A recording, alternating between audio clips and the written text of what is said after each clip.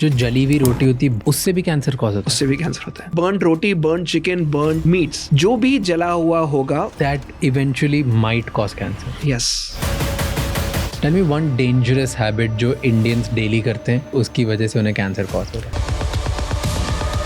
सबसे पहले किचन में जाइए, सारे एल्यूमिनियम के बर्तन उठाकर फेंक दीजिए। एल्यूमिनियम के बर्तन में अगर आप कुकिंग कर रहे हो, you are cooking cancer. Change it. Plastic bottle में पानी पीना, वो पानी आपके लिए जहर है। आज हमारे गेस्ट हैं डॉक्टर तरंग कृष्णा, कैंसर हीलर, कोच और कैंसर हीलर सेंटर के एमडी। इस एपिसोड में हम बात करेंगे कैंसर के पहले सिम्टम्स के बारे में और कौन से एवरीडे हैबिट्स रिस्क बढ़ाते हैं कैंसर की। टेल मी कॉस्मेटिक प्रोडक्ट्स जिसमें प्रॉब्लम्स होती है सब। नेल पॉलिश, शैम्पू में थैलेट्स होते हैं, शैम्पू में पैराबेन्स होते हैं, ये आपकी बॉडी में अब्सॉर्ब हो रहे हैं। I was reading a research. Loneliness increases cancer risk as much as smoking 15 cigarettes a day.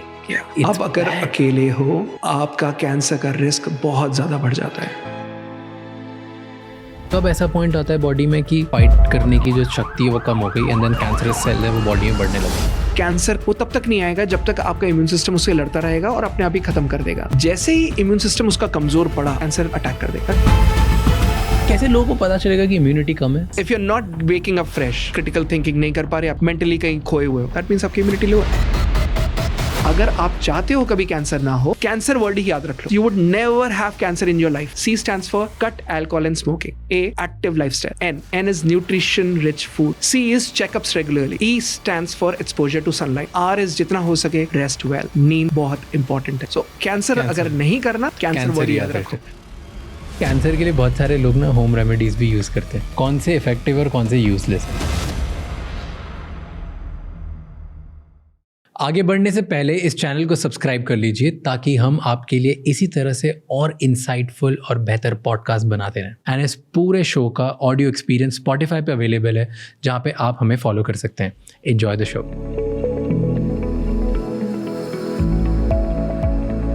Tell me first 72 hours में क्या होता है? अगर मेरी बॉडी में कैंसर बना, मुझे पता नहीं चलेगा, मुझे तो प्रॉब्ली जब डायग्नोस होगा तब पता चलेगा। जब फर्स्ट टाइम आया तो फर्स्ट 72 आवर्स में बॉडी में क्या चेंजेस होते हैं? इमोशनली, फिजिकली, मेंटली क्या होता है, या chemically, what does it go? अगर फर्स्ट 72 आवर्स में the first change that you'll notice is cancer would give a symptom. कोई ना कोई सिम्टम जरूर देगा। So what happens is constant irritation causes cancer. Anything which is constantly irritating you mentally, physically, emotionally, spiritually would lead to cancer. Now that would give a sign. For example, कोई lady है जिसको breast में suppose कोई lump develop हो गया, okay, उसको पकड़ में नहीं आ रहा, वो एग्जामिनेशन कर रही है, कुछ नहीं पता चल रहा, बट वो कहीं ना कहीं वो जो लंप है वो छोटा छोटा ना सुइयां जैसा पेन देगा, टीसे मारेगा, एक कोई ना कोई बर्निंग दिखेगी, जलन सी दिखेगी ब्रेस्ट में। That is that first sign जो पकड़ लेना चाहिए। कोलोन कैंसर डेवलप होने के लिए सबसे पहला साइन इज आपको डायरिया ऑल्टरनेटिंग विद कॉन्स्टिपेशन। आज लूज मोशंस हो गए, कल कॉन्स्टिपेशन हो गया, strange, and that again happens, gets repeated in next week. That's a first sign.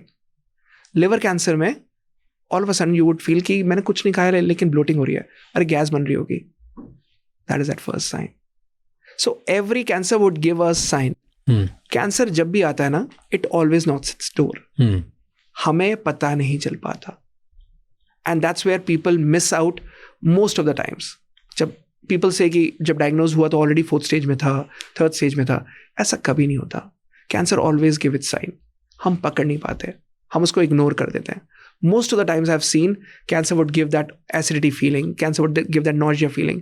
लोगों को लगता है अगर भारी कुछ खाया था, प्रोबब्ली हो सकता है I had a heavy meal last night, हो सकता है इसकी वजह से ब्लोटिंग हो रही हो, इंडाइजेशन हो रहा हो। Never ignore it. Get an ultrasound done ना, एक अल्ट्रासाउंड करा लो। ब्रेस्ट में हैवीनेस लग रही है, get an MRI breast done, get an ultrasound both breast done, simple. Don't get a mammogram, get an ultrasound both breast, simple, very simple. 1000 रुपए का test है, करा लो। लोग इग्नोर करते हैं। फर्स्ट स्पॉटिंग हुई without even realizing, that's the first sign of cervix cancer. But लोगों को लगता है most of the females feel अरे पीरियड्स तो नहीं आ गए, but that spot, even if there is one spot of blood, is dangerous. So what stuck with me is you're telling me अगर रोज सुबह constipation हो तो it can lead to cancer. it is that first sign of cancer. It is that first sign of cancer.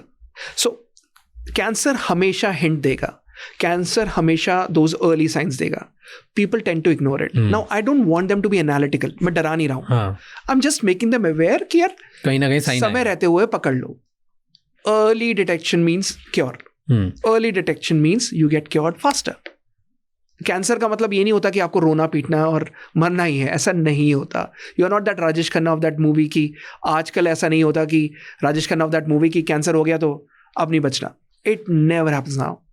But the faster you detected the better it is. Outcome it would be. So that physically sign देगा body. Chemically क्या होता है body के अंदर या emotionally क्या होता है? सो there are those concept of macrophages. Do I get into that scientific terms? Acha. So there's this concept of macrophages and T helper cells. ये किस तरीके से काम करते हैं? They are those first line of defense.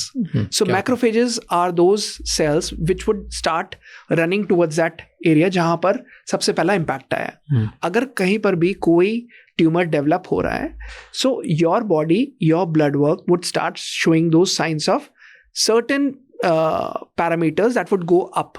Okay. Right? Which are total leukocyte count that would go up. Leukocytes are those first line of defense. ये वो cells हैं जो आपके पहले line of defense है. और ये immediate बढ़ने शुरू हो जाएंगे थोड़े से. ठीक है. There would be higher chances of infection also. तो ESR, erythrocyte sedimentation rate, ये भी थोड़ा सा elevate होगा. Then those macrophages or those NK cells, that would also keep on increasing. So there would be certain parameters in your blood. जब आप complete blood count कराओगे तो वो CBC देखकर पता चल जाएगा कि आपके बॉडी में कहीं ना कहीं कोई इन्फ्लेमेशन हो रहा है जिसको कॉम्बैट करने के लिए इस तरीके से ब्लड काउंट्स बढ़े. Do know that fever is never a disease. Fever is a physiological symptom. बुखार अगर किसी को होता है, it's always a preventive measure to say कि बॉडी में इन्फ्लेमेशन है और बुखार हो गया. It's that first physiological sign. It's not a pathology. It's a physiological sign. तो फिजियोलॉजिकल साइन का मतलब है कि अगर किसी को कोई परेशानी है जिसमें बॉडी में इन्फेक्शन हुआ है तो body as a preventive mechanism में एक शील्ड बना लेती है.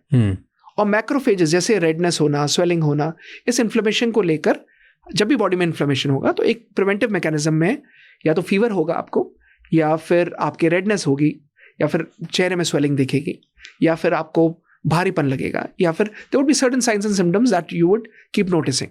And those chemical parameters, those cells would keep on increasing into your body. और वो धीरे धीरे करके उस इन्फेक्शन को कंट्रोल करने की कोशिश करेंगे. बट कैंसर में those cancer cells are always faster and stronger as compared to your natural immune system. तभी कैंसर उभर कर आया है. जब तक उसको कंट्रोल करके रखेंगे आपको कोई सिम्टम और साइन नहीं दिखेगा. when your immune system is fighting with it. when it becomes weaker, cancer cell हावी होगा, कैंसर के सिम्टम बाहर दिखेंगे, इम्यूनिटी वीक पड़ जाएगी. कैंसर होता ही तभी है जब इम्यूनिटी कमजोर होती है, जब इम्यूनिटी वीक होती है. अगर इम्यूनिटी बहुत स्ट्रांग है तो नहीं होगा. नहीं हो सकता. और कैंसर में अगर आप चाहते हो कभी कैंसर ना हो तो कैंसर वर्ड ही याद रख लो. Now that's a very interesting acronym again. आज सुबह बनाया.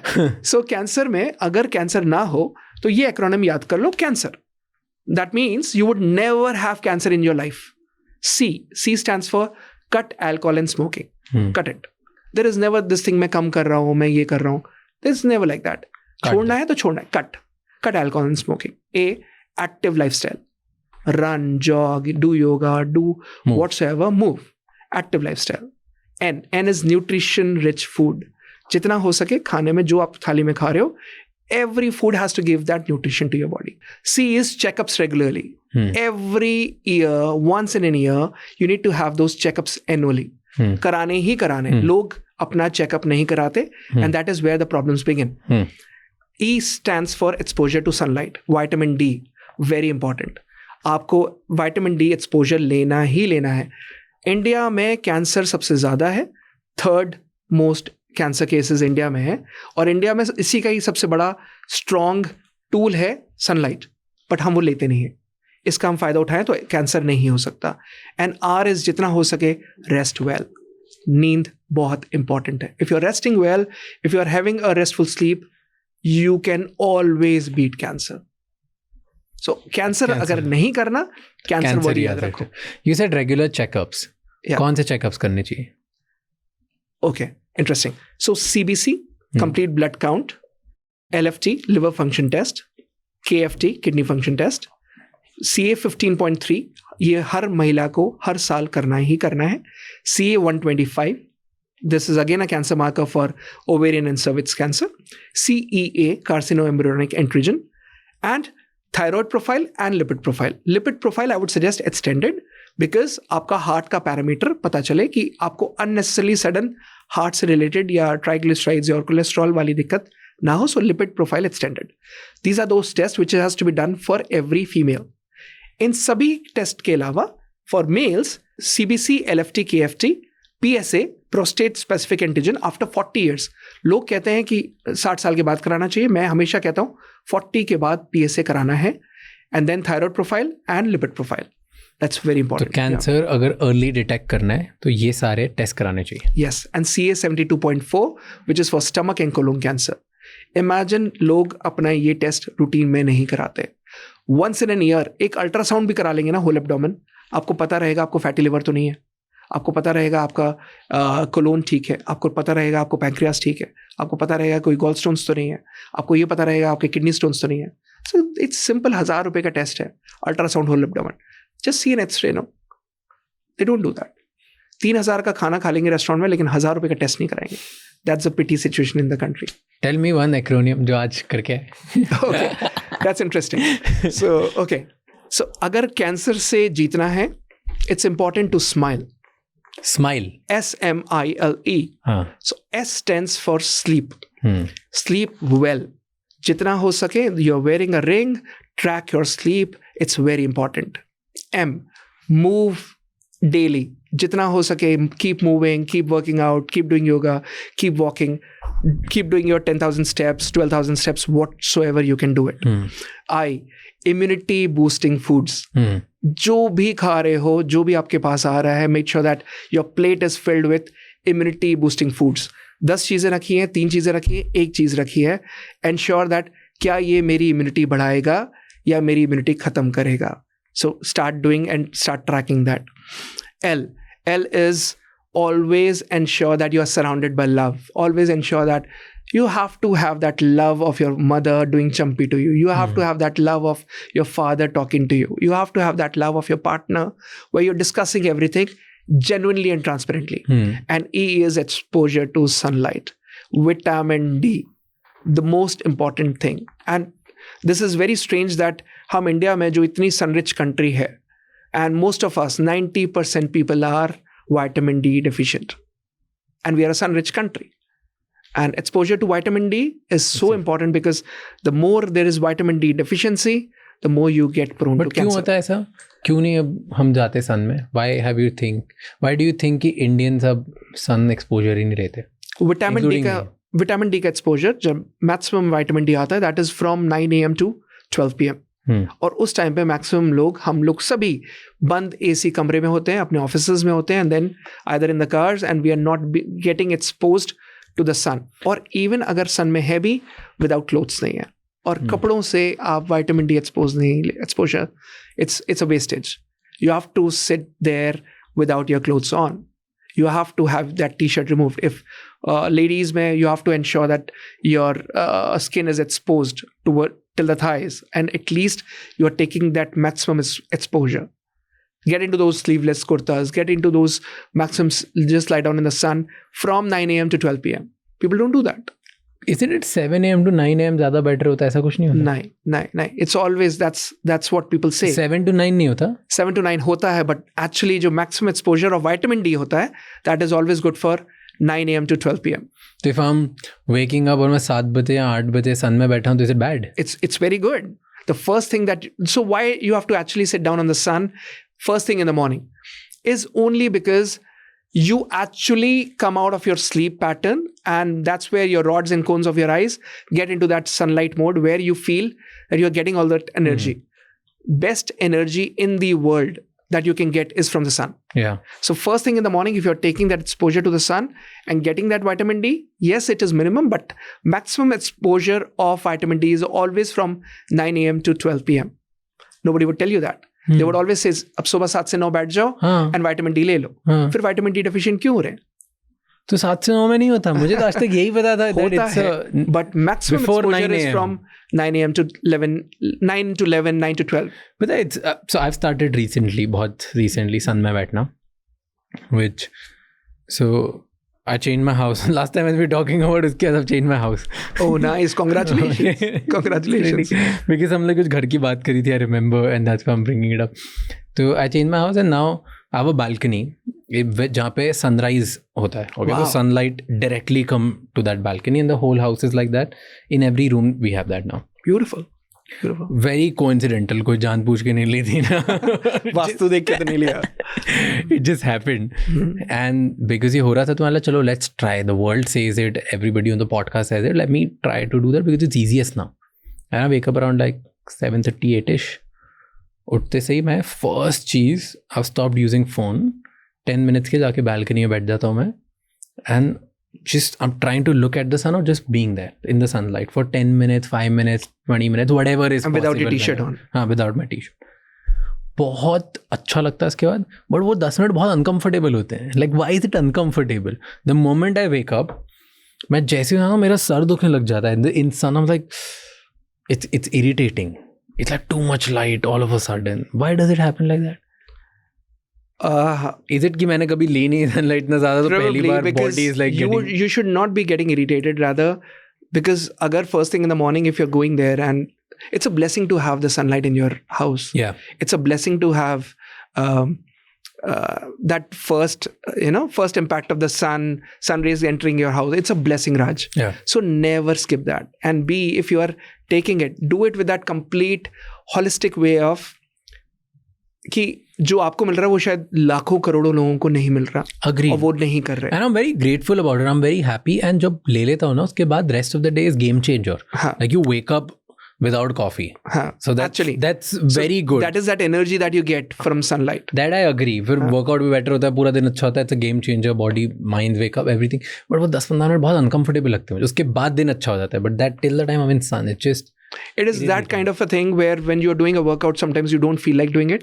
But yet, once you do your workout, the rest of the day, is great, yeah. outcome is great. And the rest of the day is supercharged. It is exactly the same way. You would feel uncomfortable because of the heat. वो जो heat मिल रही है, वो जो आपको लग रहा है कि नहीं बहुत tough है करना, but stay there and do it. That is the game changer. But I would still say, try doing it from 9 to 10 as well. And that's where you will get that maximum exposure to vitamin D. Yeah, I'll try to shift that to 9. No, first thing has to be there. The moment you wake up, from night to morning is when you actually go out of the sun. I can wake up at 9 only, no? I'll just get up at 9 and do it. No. Try to get up early. My suggestion would be 5 a.m. My suggestion would be 6 a.m. Early morning sunrises are beautiful. They are the most beautiful. बहुत difficult. Like, I'm trying to do that. You know, I genuinely believe this now.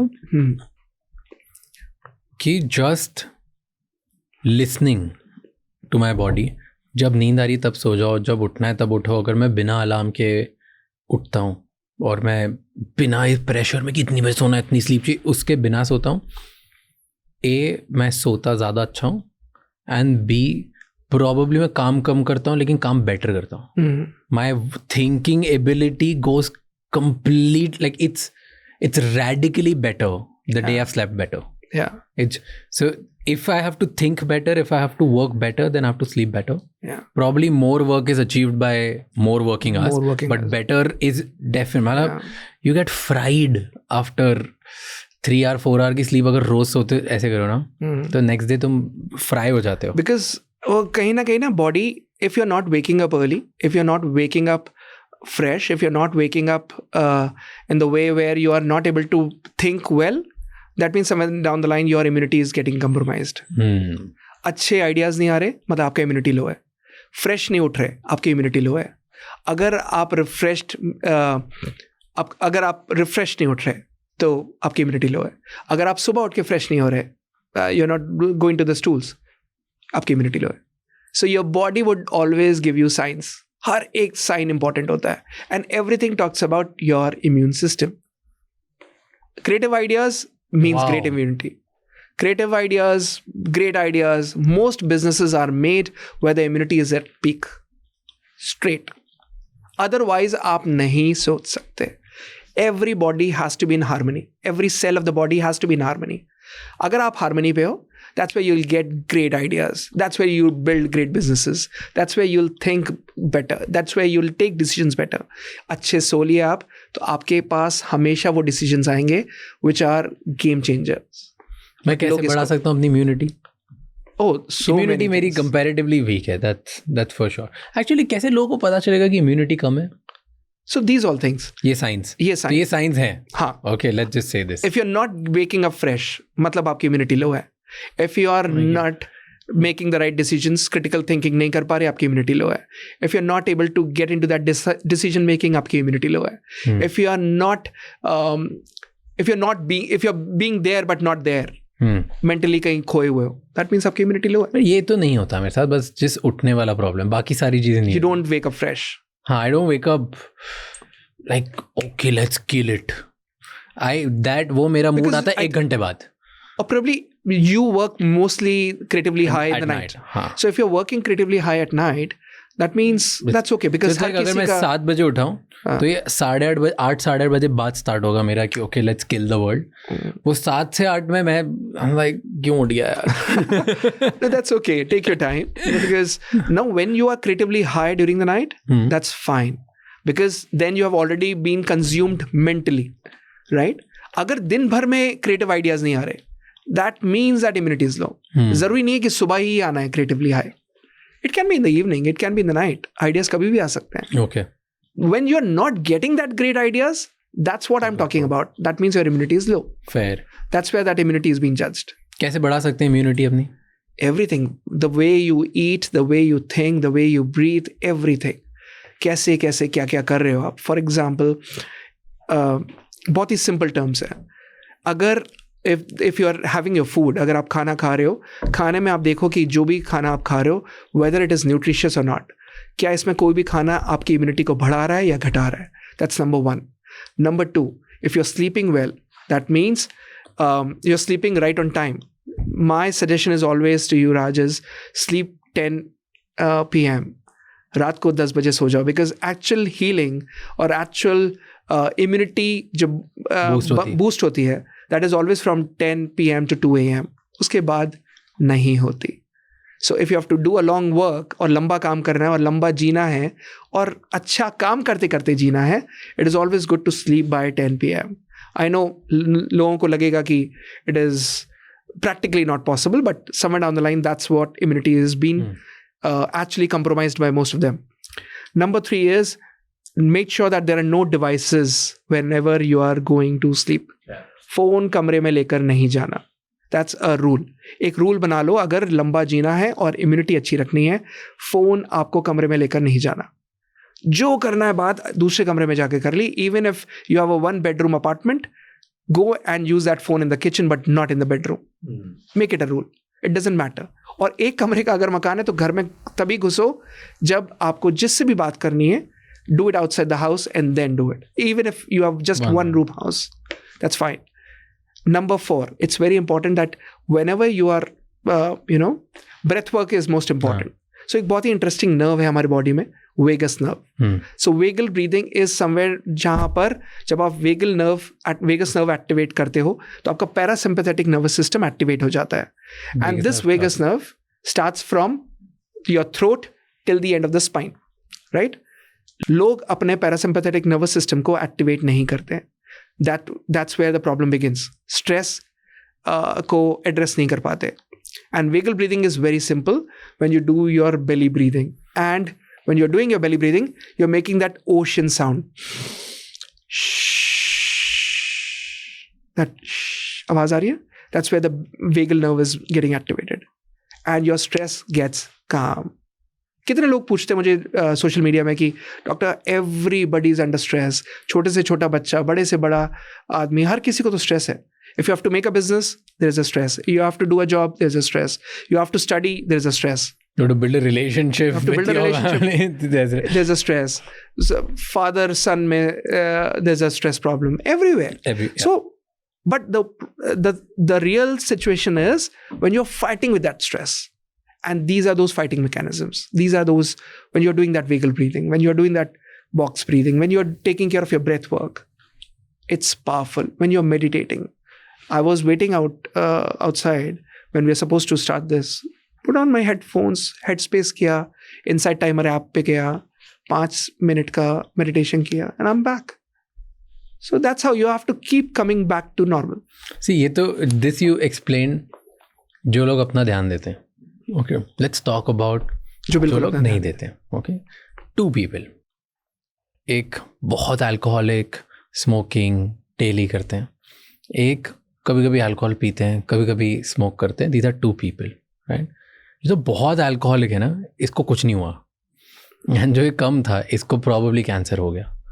तो क्यों ऐसा होता है? क्यों कुछ लोग जो बहुत ज़्यादा अपने आप को डिस्ट्रॉय कर देते हैं, उसके बाद भी उन्हें कुछ भी नहीं होता? I think that's where I won't give a logic of किसके लाइफ में क्या चल रहा था. But जो फैक्ट है वो एक्चुअली में ये है कि जो लोग ज़्यादा स्ट्रेस लेते हैं ना, उनको कैंसर होता है. जो लोग ज़्यादा टेंशन लेते हैं, उनको कैंसर होता है. जो लोग अपने खाने का ध्यान नहीं रखते, उनको कैंसर होता है. जो लोग अपने लाइफस्टाइल का ध्यान नहीं रखते, वो कैंसर रहता है, उनको कैंसर होता है. प्रोबेबली हो सकता है कि जो 2 लोग हैं जिसमें एक को कैंसर, जो बहुत खाता है, पीता है, नॉनवेज करता है, अल्कोहल पीता है, लेकिन उसको कैंसर कभी नहीं हुआ. इट माइट बी बिकॉज उसने कभी लाइफ में स्ट्रेस ही नहीं लिया.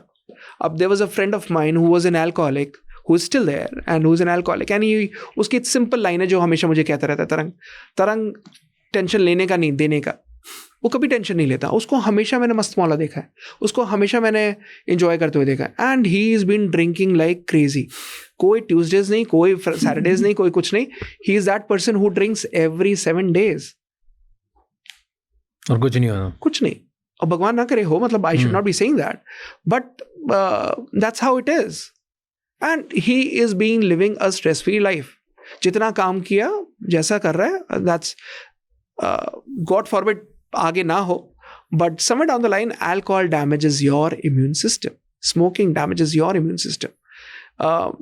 Cancer doesn't happen by luck.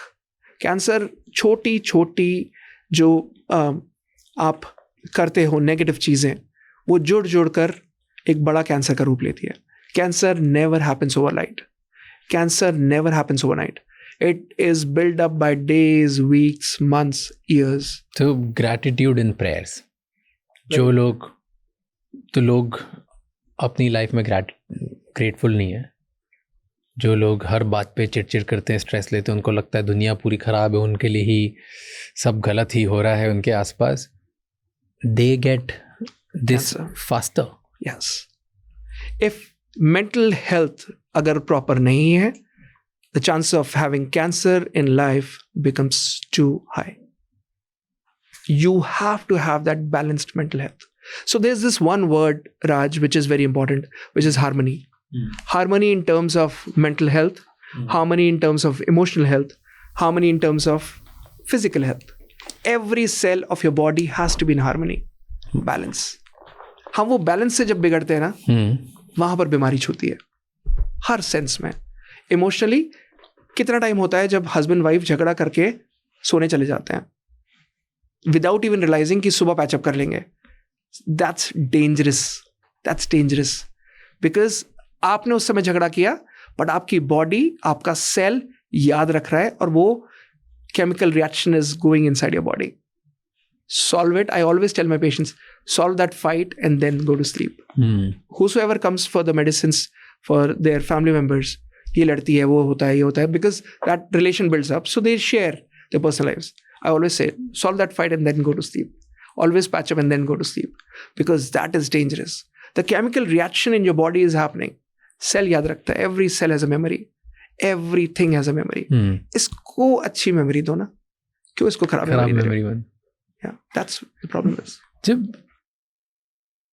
Okay, I have too many questions now. You know, I was watching one of your videos आपके social media पे, and it was microwaving food can cause cancer. Yeah. क्यों, कैसे? So that's a very pity situation कि जितने offices होते हैं, उन offices में, pantry में माइक्रोवेव होता है बट गैस का स्टव नहीं होता. इवन इलेक्ट्रिक स्टव रख दें, that is much better than having a microwave, because people are going for that easy mechanism कि यार जल्दी से खाना गर्म करो. एंड आप खाना जो गर्म करोगे वो प्लास्टिक बोल में करोगे, एंड प्लास्टिक बोल में somewhere down the line they are non BPA free. BPA free नहीं होते वो. सो इसका मतलब, and BPA is a bisphenol A. It's a chemical which is there in every plastic container. ये होता ही होता है. जब आप उसको माइक्रोवेव करते हो, दैट मीन्स हाई हीटिंग पर जो बाइस्फेनॉल A केमिकल होता है, that gets leached out into the food, and that is where the problem begins. लोगों को मैंने ये तक देखा है कि वो अपनी चाय भी या पानी गर्म भी करना हो तो वो प्लास्टिक कंटेनर्स में लेकर माइक्रोवेव करते हैं. This is carcinogenic. It's carcinogenic. It is a cancer causing agent. Bisphenol A is a cancer causing agent. So you should not be doing that. अगर इमेजिन करो कि सुबह और शाम कोई अपना नॉर्मल ग्रीन टी ले रहा है लेकिन पानी गर्म आपने माइक्रोवेव में किया है. दिन में 2 बार ले रहा है, मतलब साल में 700 बार वो गर्म पानी पी रहा है, जिसमें वो कहने को ग्रीन टी पी रहा है बट वो पानी गर्म माइक्रोवेव में किया है. So 700 times you are taking that chemical, और फिर उसके बाद कहते हैं कि मैं तो हेल्दी खा रहा था, हेल्दी ग्रीन टी पी रहा था, फिर भी कैंसर हो गया. पानी किस में गर्म किया था? प्लास्टिक कंटेनर के प्लास्टिक कप में इन microwave. Is it true? Yeah, that's dangerous. And plastic container के बाद when we were doing briefing apart from microwave, you also said कि जो जली हुई रोटी होती, burnt रोटी होती, कड़क जो लोग खाते हैं, जैसे उसपे ब्लैक हो जाता है, एक्रिलमाइड होता है उसमें, उससे भी कैंसर कॉज होता है. उससे भी कैंसर होता है. बर्न्ड रोटी से कैसे कैंसर? बर्न्ड रोटी में, सो बीट बर्न्ड रोटी, बर्न्ड चिकन, बर्न्ड मीट्स, जो भी जला हुआ होगा उसमें एक केमिकल रिलीज होता है which is called as acrylamide, and that acrylamide is carcinogenic without even realising. Even for that matter, जो अगर आप यूपी के घरों में जाओगे तो वहां पर फुल्का गैस पे बनता है, राइट? तो वो जो फुल्का गैस पर बन रहा है उसमें आप कहते हैं ना कि करारी करके लाना, तो उसमें जला देते हैं वो. दैट जली हुई रोटी इज डेंजरस. और महाराष्ट्र में तवे के ऊपर गरम करके तवे पे रोटी सेकते हैं. आप फुल्का नहीं बनाते जिसमें पहले आपने थोड़ा सा उसको वार्म कर लिया और फिर उसके बाद आपने तवा हटा दिया एंड तवे पे आप रोटी चिमटे से जला रहे हो. मेरे घर में ऐसे होता है. हाँ, दैट इज, मतलब I should not be saying it, but जलाना नहीं है, बिकॉज दैट जला हुआ कार्बन इज डेंजरस, दैट जला हुआ एक्रिलमाइड इज डेंजरस. वो धीरे धीरे बूंद बूंद से, cancer never happens overnight. Cancer, small daily habits done consistently over time leads to that dangerous results. छोटी छोटी गलतियां जो लोग लगातार करते हैं ना, वो बूंद बूंद में बढ़ बढ़ के उस सागर बन जाता है. तो काला काला जो बर्न्ट है, that eventually might cause cancer. Yes, yes, no वे.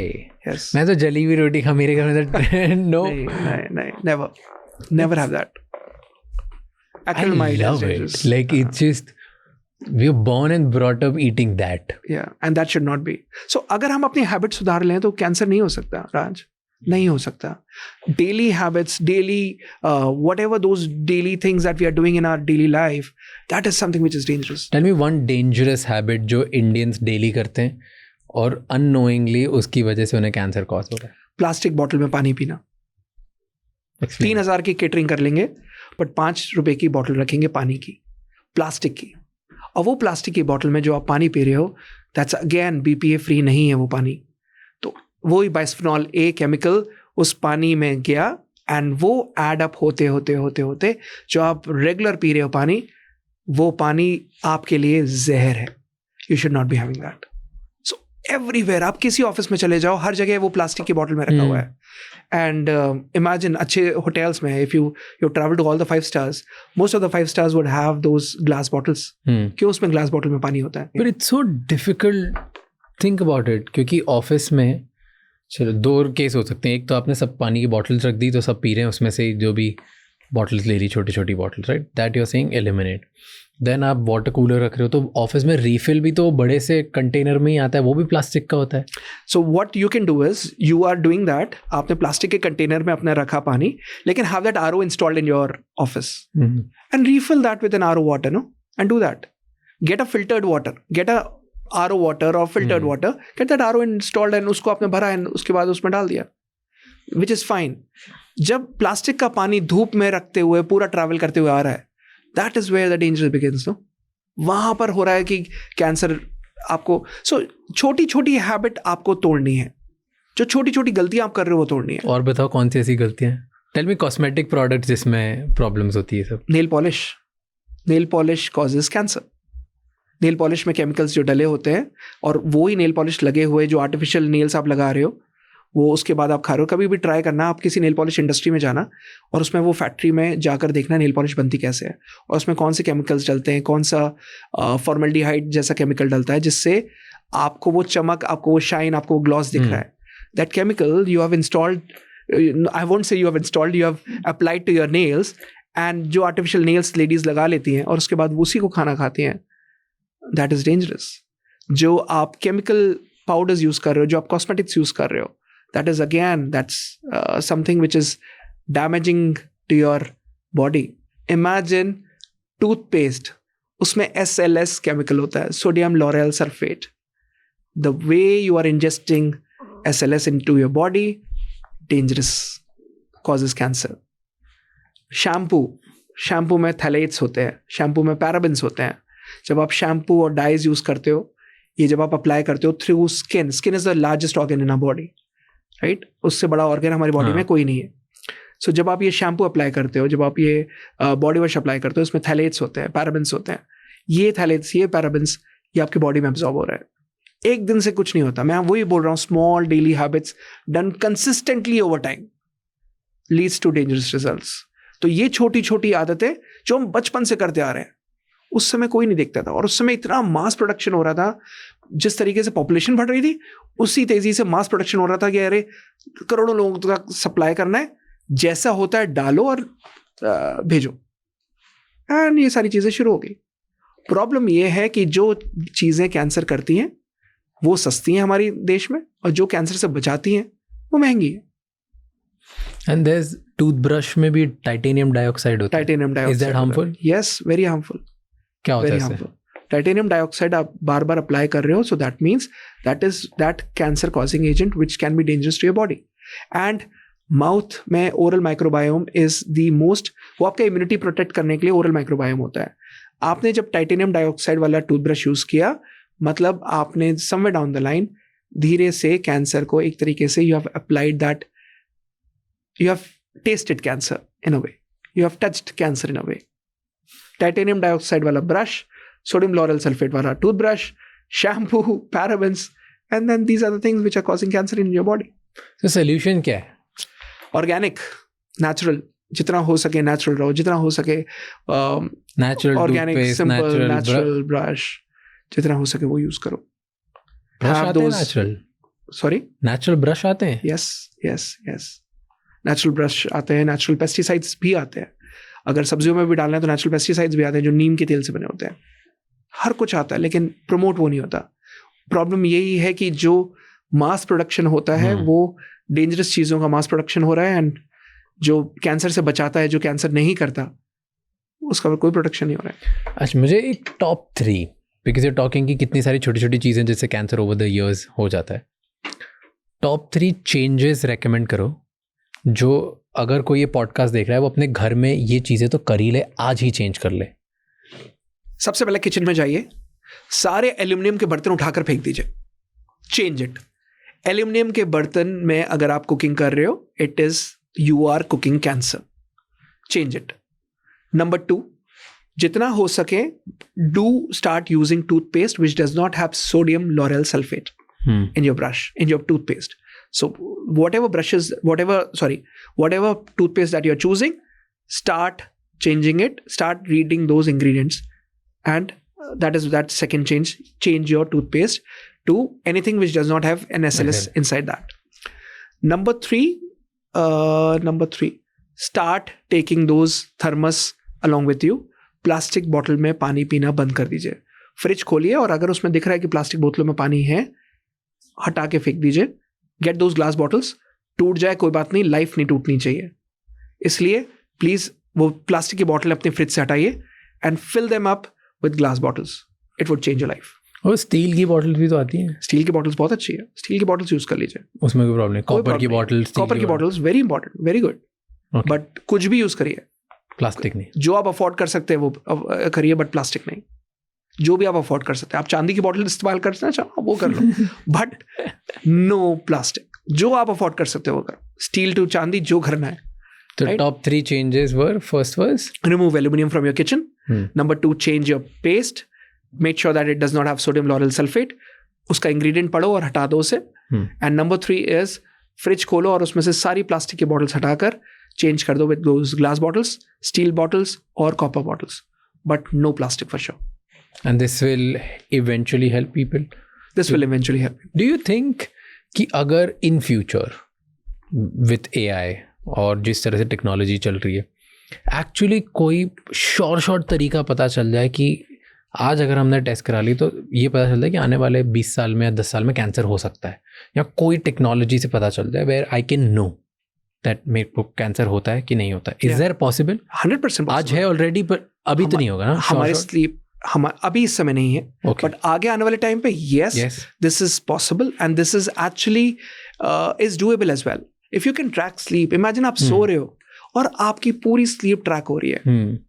सो तो ये पॉसिबल है. आप जो भी एक्टिविटी कर रहे हो, आप थ्रू बैंड्स आपकी पूरी एक्टिविटी ट्रैक हो रही है. True. सो इमेजिन आपकी बॉडी में जोर थोड़े से भी चेंजेस हो रहे हैं through AI and through devices. Just that I request all the scientist across the world to get this message कि at least start working on that, कि एटलीस्ट कैंसर को बचा सकें, कैंसर को प्रिवेंट कर सकें. They are लोगों working. को कैंसर ना हो. People are working over it. Yes. A lot of people are working over. I know diabetes को आई रेटिना से ट्रीट करने करने के लिए और कैंसर को जीन्स के थ्रू चेक करने. Like there are 2 things which are experimenting. I think Stanford is experimenting, Google is experimenting, which I absolutely. Google is doing for the retina scan, and Stanford is doing for the gene therapy. Yeah.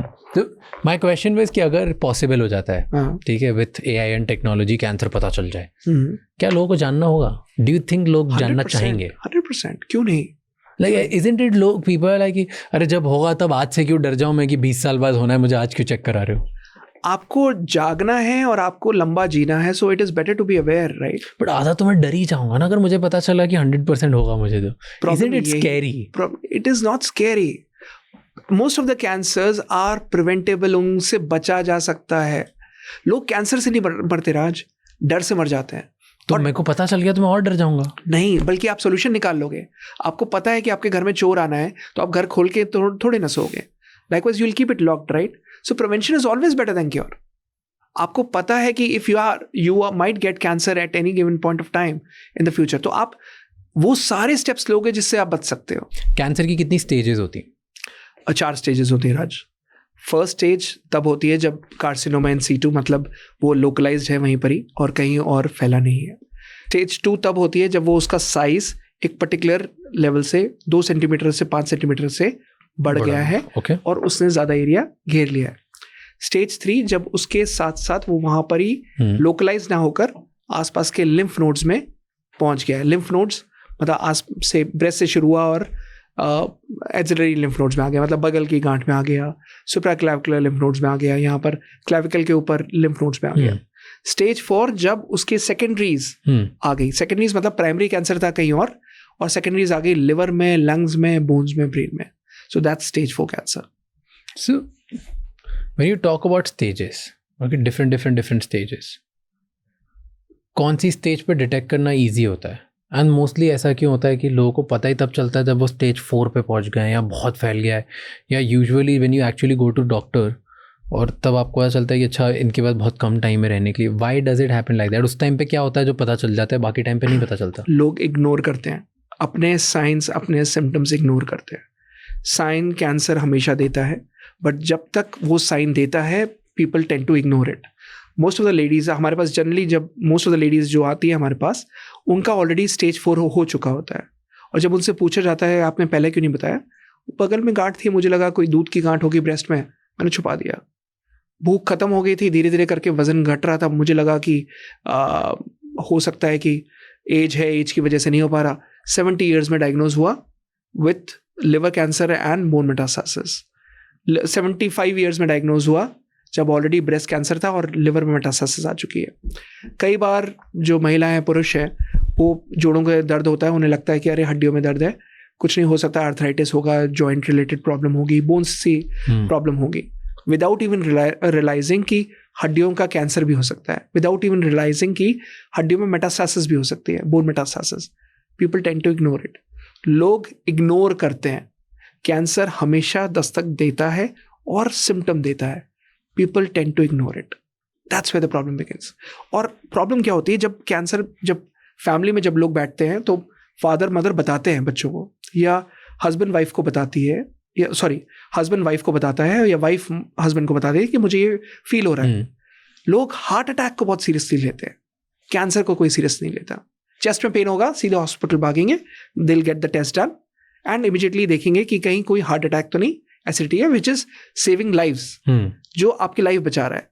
But cancer में जब कोई ऐसा symptom आता है तो उन्हें अगर acidity होती है, उन्हें कहते हैं अरे कोई बात नहीं, गैस की गोली खा लो, कल सुबह डॉक्टर को दिखा देना, विदाउट इवन रियलाइजिंग कि ये भी जाकर आपको चेकअप कराने की जरूरत है.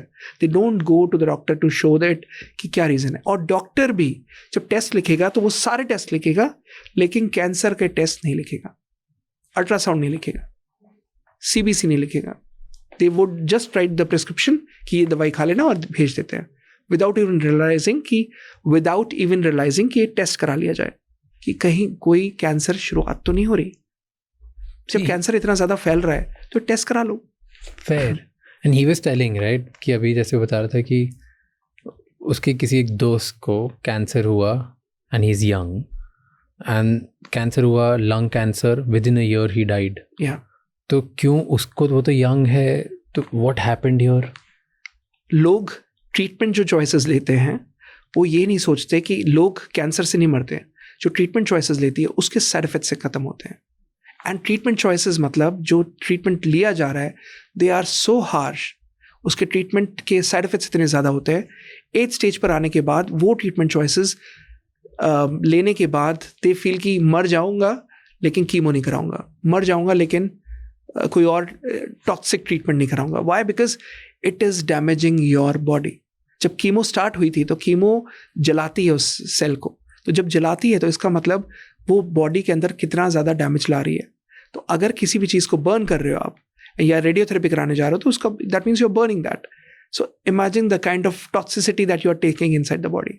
और आपका इम्यून सिस्टम वीक है इसलिए आपको कैंसर हुआ, और जो आप ट्रीटमेंट ले रहे हो वो ऑलरेडी आपके इम्यून सिस्टम को और कमज़ोर कर रहा है.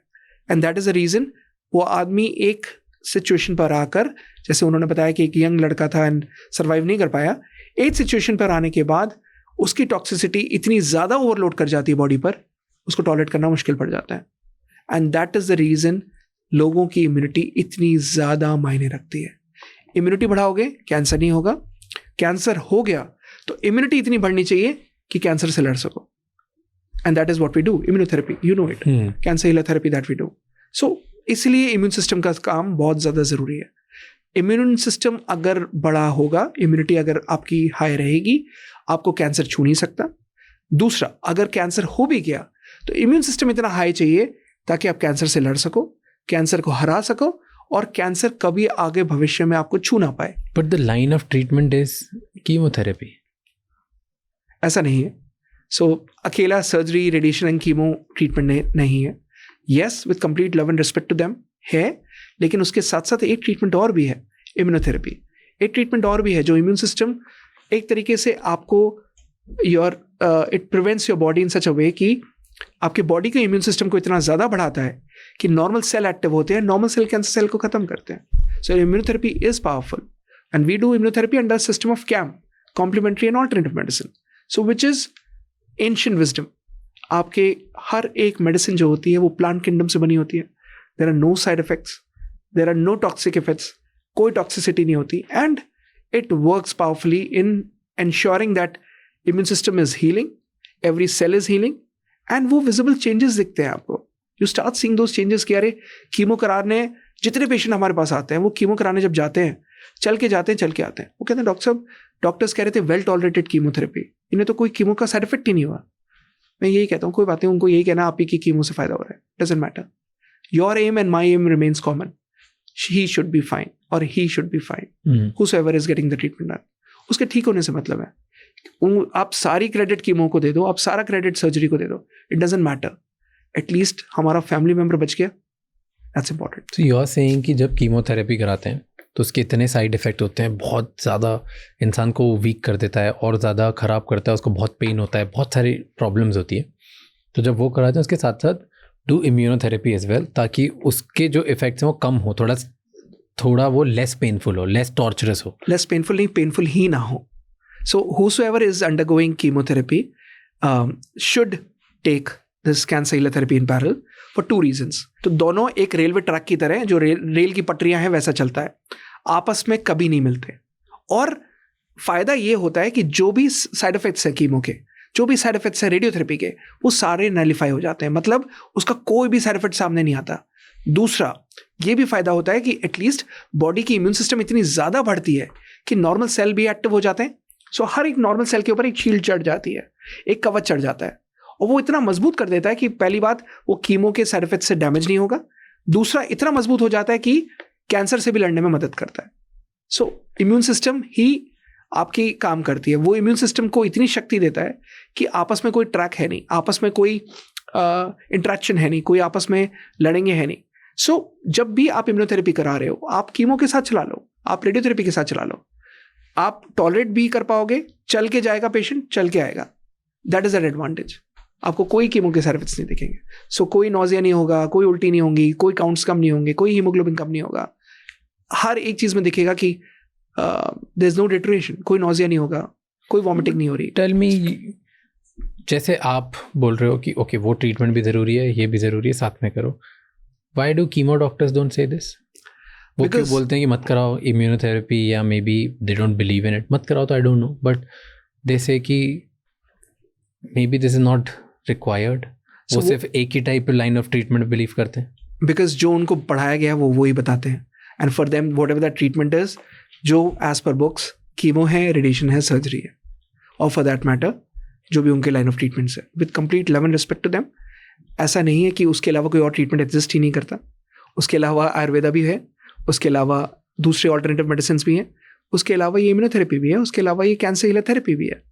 बट ठीक है, देयर आर डॉक्टर्स, मतलब देयर आर जितने ऑन्कोलॉजिस्ट मेरे फ्रेंड्स हैं वो सब कहते हैं कि we don't have faith in your treatment, but Tarang तू कुछ तो जादू कर रहा है। मैं हमेशा कहता हूँ ये कोई जादू नहीं है, this is pure medical science, and that is the reason, ये एक अकेला रीज़न है कि all India institute of medical sciences हैं इन ट्रीटमेंट्स पर, इन मेडिसिन पर, इसलिए क्लिनिकल ट्रायल शुरू किया है कि एटलीस्ट ये देखें कैसे कि इतना अच्छा सक्सेस रेट आ रहा है, इतना हाई सक्सेस रेट्स आ रहा है, इतना हाई, ये एक सेंटर से 25 सेंटर पे पहुंचे हैं और इतने ज़्यादा पेशेंट्स ठीक कर रहे हैं, तो कुछ तो इन दवाइयों में जान होगी। AIIMS has come forward and said कि चलो हमें आपके उस पर सेल लाइन पे काम करना है, हमें क्लिनिकल ट्रायल पे काम करना है, so it is happening. Nice, god is kind. Okay, tell me, body every day fight कर रही है कैंसर सेल से एनी वे भी, राइट?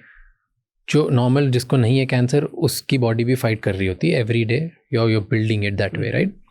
कब ऐसा पॉइंट आता है बॉडी में कि नाउ अब फाइट करने की जो शक्ति है वो कम हो गई, एंड देन कैंसरस सेल है वो बॉडी में बढ़ने लग जाता है? What happens? जब आपका इम्यून सिस्टम कम होता जाएगा, कैंसर हावी होता जाएगा। जब आपका इम्यून सिस्टम लड़ता रहेगा, कैंसर कभी भी बाहर उठ नहीं सकता, उभर नहीं सकता, अपना सिम्टम नहीं दे सकता। यू मे नेवर नो किस नॉर्मल इंसान के अंदर कैंसर पनप रहा हो। वो तब तक नहीं आएगा जब तक आपका इम्यून सिस्टम उससे लड़ता रहेगा और अपने आप ही खत्म कर देगा। जैसे ही इम्यून सिस्टम उसका कमजोर पड़ा, कैंसर अटैक कर देगा, कैंसर हावी हो जाएगा, कैंसर बाहर सिम्टम छोड़ देगा। तो क्या नॉर्मल इंसान, मेरे को भी आज कैंसर नहीं है, ठीक, तो मैं कुछ ऐसे कोई ट्रीटमेंट या थेरेपी लेके अपना इम्यून सिस्टम बहुत स्ट्रांग नहीं कर सकता? नेचुरली जितना आप कर सकते हो, जितना अगर आप एक अच्छे सप्लीमेंट्स ले सकते हो, अच्छे हीलिंग करा सकते हो, मेंटली अपने आप को काम रख सकते हो, अपने आप को इमोशनली अच्छा रख सकते हो, तो ऐसा yes you can get those therapies done, yes you can get those healing done, ताकि आप you can keep resetting your immune system. तभी लोग अपनी बॉडी की सर्विसिंग कराने के लिए क्यों आयुर्वेदा उसमें जाते हैं, रिट्रीट्स में, क्यों अपने आप को वो वापस अपनी बॉडी की सर्विसिंग कराते हैं, क्यों अपने रेगुलर मसाजेस कराते हैं, क्यों वो जिम जाने के बाद they get those cold plunges done, cryotherapy कराते हैं, ठंडे बर्फ़ के उसमें नहाते हैं, ठंडे पानी से नहाते हैं। इट इज़ ओनली बिकॉज कि आप अपने बॉडी को वापस रीसेट कर रहे हो, आपके इम्यून सिस्टम को एक्टिव कर रहे हो कि वो वापस लड़ता रहे, कैंसर सेल को उभरने ना दे, और यही ज़रूरी होता है। हम जब रीसेट करना छोड़ देते हैं वहां से प्रॉब्लम बढ़ती है. हम जब बार बार रीसेट मोड पे नहीं आते वहां से प्रॉब्लम बढ़ती है. हम जब 6 महीने तक काम करते हैं और वो ब्रेक नहीं लेते वहां से प्रॉब्लम बढ़ती है. So you have to relax, rejuvenate. Relaxation बहुत जरूरी है, रिजुविनेशन बहुत जरूरी है, वापस रीसेट करना बहुत जरूरी है, वापस वो बीच बीच में रेस्ट करना जरूरी है. 6 दिन काम करो, 18 घंटे काम करो, कोई बात नहीं. एक दिन रेस्ट करो तो रेस्ट करो, फोन मत देखो. Get into that rest mode. Mentally, emotionally, spiritually, physically, rest. Can I get my body into, let's say, cancer हो गया. अब कैंसर होने के बाद जिसको भी कैंसर हुआ है, क्या वो बॉडी को वापस रीट्रेन कर सकता है to become so strong that कि उसकी इम्यूनिटी वापस स्ट्रॉन्ग हो गई और वो फाइट ही करती रह रही है कैंसर सेल से? Yes, पॉसिबल है. और ये कैंसर होने का एक सबसे बड़ा ब्लेसिंग भी होता है. तो ये वीडियो उन लोगों को बहुत फायदा करेगा जिनको कैंसर हो चुका है.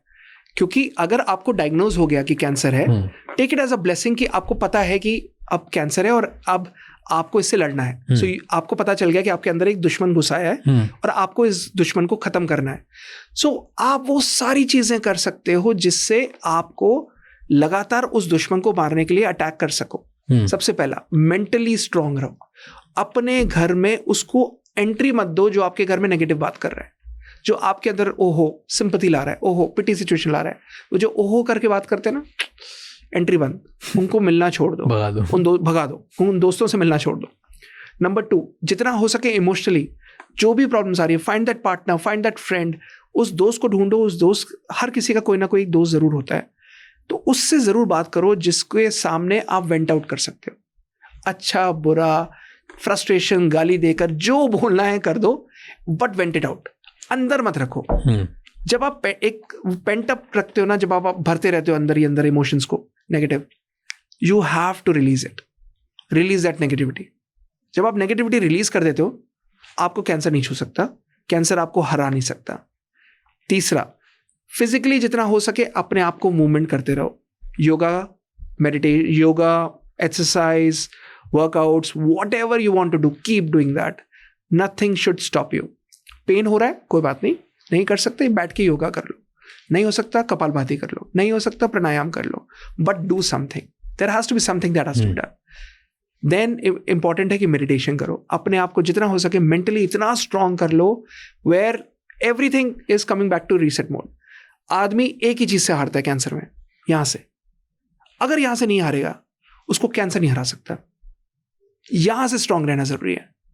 एंड यहां से अगर आप बार बार अपने आप को रीसेट कर रहे हो, मैं हमेशा कहता हूं एक ट्रायड है लॉन्जिविटी का. ट्रायड मतलब ट्रायंगल है लॉन्जिविटी का. और अगर आपने ट्रायड ऑफ लॉन्जिविटी ले लिया, आप कैंसर में नहीं हार सकते. वो ट्रायड ऑफ लॉन्जिविटी है पर्सनल विल पावर, मतलब आपकी खुद की सक्षम शक्ति. अगर आपकी विल पावर स्ट्रांग है, आप नहीं हार सकते. 33% आप कैंसर से जीत गए. Number 2 is support system. अगर किसी कैंसर पेशेंट के साथ उसकी फैमिली मेंबर साथ में उसके साथ लगे पड़े हैं, जुटे हुए हैं, वो नहीं हार सकता. अगर आप अकेले हो, आप हार गए. 33% हार गए. तभी जो लोग लोनली होते हैं वो कैंसर में हार जाते हैं. बट कोई अगर उसके साथ खड़ा रहता है, वो नहीं हारते. 33% आप जीत गए. रेस्ट 33% है करेक्ट ट्रीटमेंट. मैं हारने नहीं देता. मैं अपने ट्रीटमेंट का बता सकता हूँ, मुझे बाकी ट्रीटमेंट का पता नहीं. मैं हारने नहीं देता, किसी को नहीं हारने देता. खड़ा रहता हूँ. मैं बहुत पैशनेट हूँ. आप मुझसे 100% एक्सपेक्ट करोगे, मैं 500% दूंगा. करेक्ट ट्रीटमेंट अगर, तो अगर आपकी विल पावर बहुत स्ट्रांग है, अगर आपके साथ सपोर्ट सिस्टम है और अगर इलाज सही है, कैंसर नहीं हरा सकता. आपको नहीं हरा सकता. सो ये कहना गलत है कि कैंसर क्योरेबल नहीं है. हम इन ट्रायड में, इस ट्रायंगल में कहीं ना कहीं कमजोर पड़ जाते हैं, या तो इलाज में, या सपोर्ट सिस्टम में, या खुद की विल पावर में. अगर ये तीनों हैं, you would never get lost. आज तो इतना ट्रीटमेंट अवेलेबल है that you will not get lost for sure. 100%. आज सब ट्रीट हो सकते हैं कैंसर से. अगर for example there are certain cancers जहां पर अगर बीमारी एक स्टेज के आगे जा चुकी है. फॉर एग्जाम्पल एक वर्स्ट कैंसर होता है ट्रीट करना, which is bone metastasis. Colon cancer with bone metastasis is one of those critical cancers जहां पर, through this podcast I don't want to scare them, sorry, मतलब आप उनको उसमें मत करना, but otherwise these are one of those cancers जहाँ पर आप अगर लॉन्जिविटी भी ले आओ, वो जीत है ना। चलो मान के चलिए कैंसर क्योर नहीं हो रहा, रिपोर्ट नॉर्मल नहीं आ रही, बट किसी को अगर 6 महीने की लाइफ बताई थी, वो 6 साल जी गया और क्वालिटी ऑफ लाइफ के साथ जिया, that is win win situation, that's win win. तो अगर सबसे पहले इंपॉर्टेंट होता है कैंसर की स्टेजेस में आपने कैंसर की स्टेज समझ ली, बट कैंसर की स्टेज के साथ साथ ये जरूरी है कैंसर ट्रीटमेंट में what should be the aim, और किसी को अगर डायग्नोज हुआ तो क्या करना चाहिए उस स्टेज में। तो कैंसर की पहली स्टेज होती है क्वालिटी ऑफ लाइफ। डायग्नोज हो गया, जितना रोना है रो लो, अब इसके बाद सॉल्यूशन पे आओ। तो सबसे पहला स्टेप आप ये सोचो कि जितना अब डायग्नोज हो गया, अब जितना जीना है क्वालिटी ऑफ लाइफ के साथ जिए, that's first step. Okay. Second step longevity, लंबा जिए। अगर 72 ईयर्स में डायग्नोज हुआ है, 92 ईयर्स तक जिए, लंबा जिए, 76 ईयर्स तक जिए, लंबा जिए, बट क्वालिटी ऑफ लाइफ के साथ जिए, what ever that duration is. You don't know, ना डॉक्टर को पता होता है, ना आपको पता होता है, ना किसी को पता होता है। सो जितना जी रहे हैं अच्छा जिए, लंबा जिए, that's second 2। Number 3 is whenever you get the scan done, the disease should be stable, वहीं रुकी हुई हो, बढ़ नहीं रही हो, और बढ़ भी रही हो तो धीरे धीरे धीरे धीरे एक्सटेंड हो रही हो। एंड नंबर 4 स्टेबिलिटी या रिग्रेशन आ जाए। So number 3 stability, number 4 is regression, धीरे धीरे करके कम होनी शुरू हो जाए। And number 5 is finally cure हो जाए। अब इस 1 to 5 के स्टेज पर you can land up anywhere. Finally cure ये होता है कि it is a complete and permanent restoration of health. मतलब पहला ये कंप्लीट हो, पूरी तरीके से खत्म हो जाए, दूसरा परमानेंट हो, दोबारा लौट करना है, दैट इज क्योर। ट्रू। अगर ये 1st to 5th में कहीं पर भी आ रहा है, इट इज विन विन। अब ये डिपेंड करता है कि बीमारी कहाँ फैली हुई है, बट ये अगर आप स्किल फॉलो कर रहे हो, आप कैंसर से नहीं हार सकते। तो स्ट्रैटेजिकली लड़ो ना। अगर कैंसर स्मार्ट है तो आप हमेशा याद रखो आप सुपर स्मार्ट हो। So if you are super smart, you would never lose. True. So there's always also like bunch of more things which are more problematic, and I want to talk about that. क्योंकि हमने भी जिस बात करी environment के बारे में, personality traits के बारे में, कुछ लोग हैं जो टॉक्सिक environment में रहते हैं, घर में लड़ाइयाँ हो रही है, फैमिली में लड़ाई हो रही है, चिल्ला चोट करते हैं। कुछ लोग होते हैं जो घर में कोई बड़ा या कोई मोर पावरफुल डोमिनेंट इंसान बोल देता है, कुछ चिल्ला देता है, और फिर वो इमोशन सप्रेस कर देते हैं, अंदर ही रखते हैं, वो बोल नहीं पाते, जवाब नहीं दे पाते, वो रोते रहते हैं, अपने अपने आपस में स्ट्रगल कर रहे होते हैं। Are these people more prone to cancer? Yes. क्यों? क्योंकि अगर आप इमोशनली अपने इमोशंस को सप्रेस कर रहे हो, दबा रहे हो, मतलब आप अपने लिए एक तरीके से you are digging your grave, आप अपनी कब्र खोद रहे हो। नहीं करना चाहिए।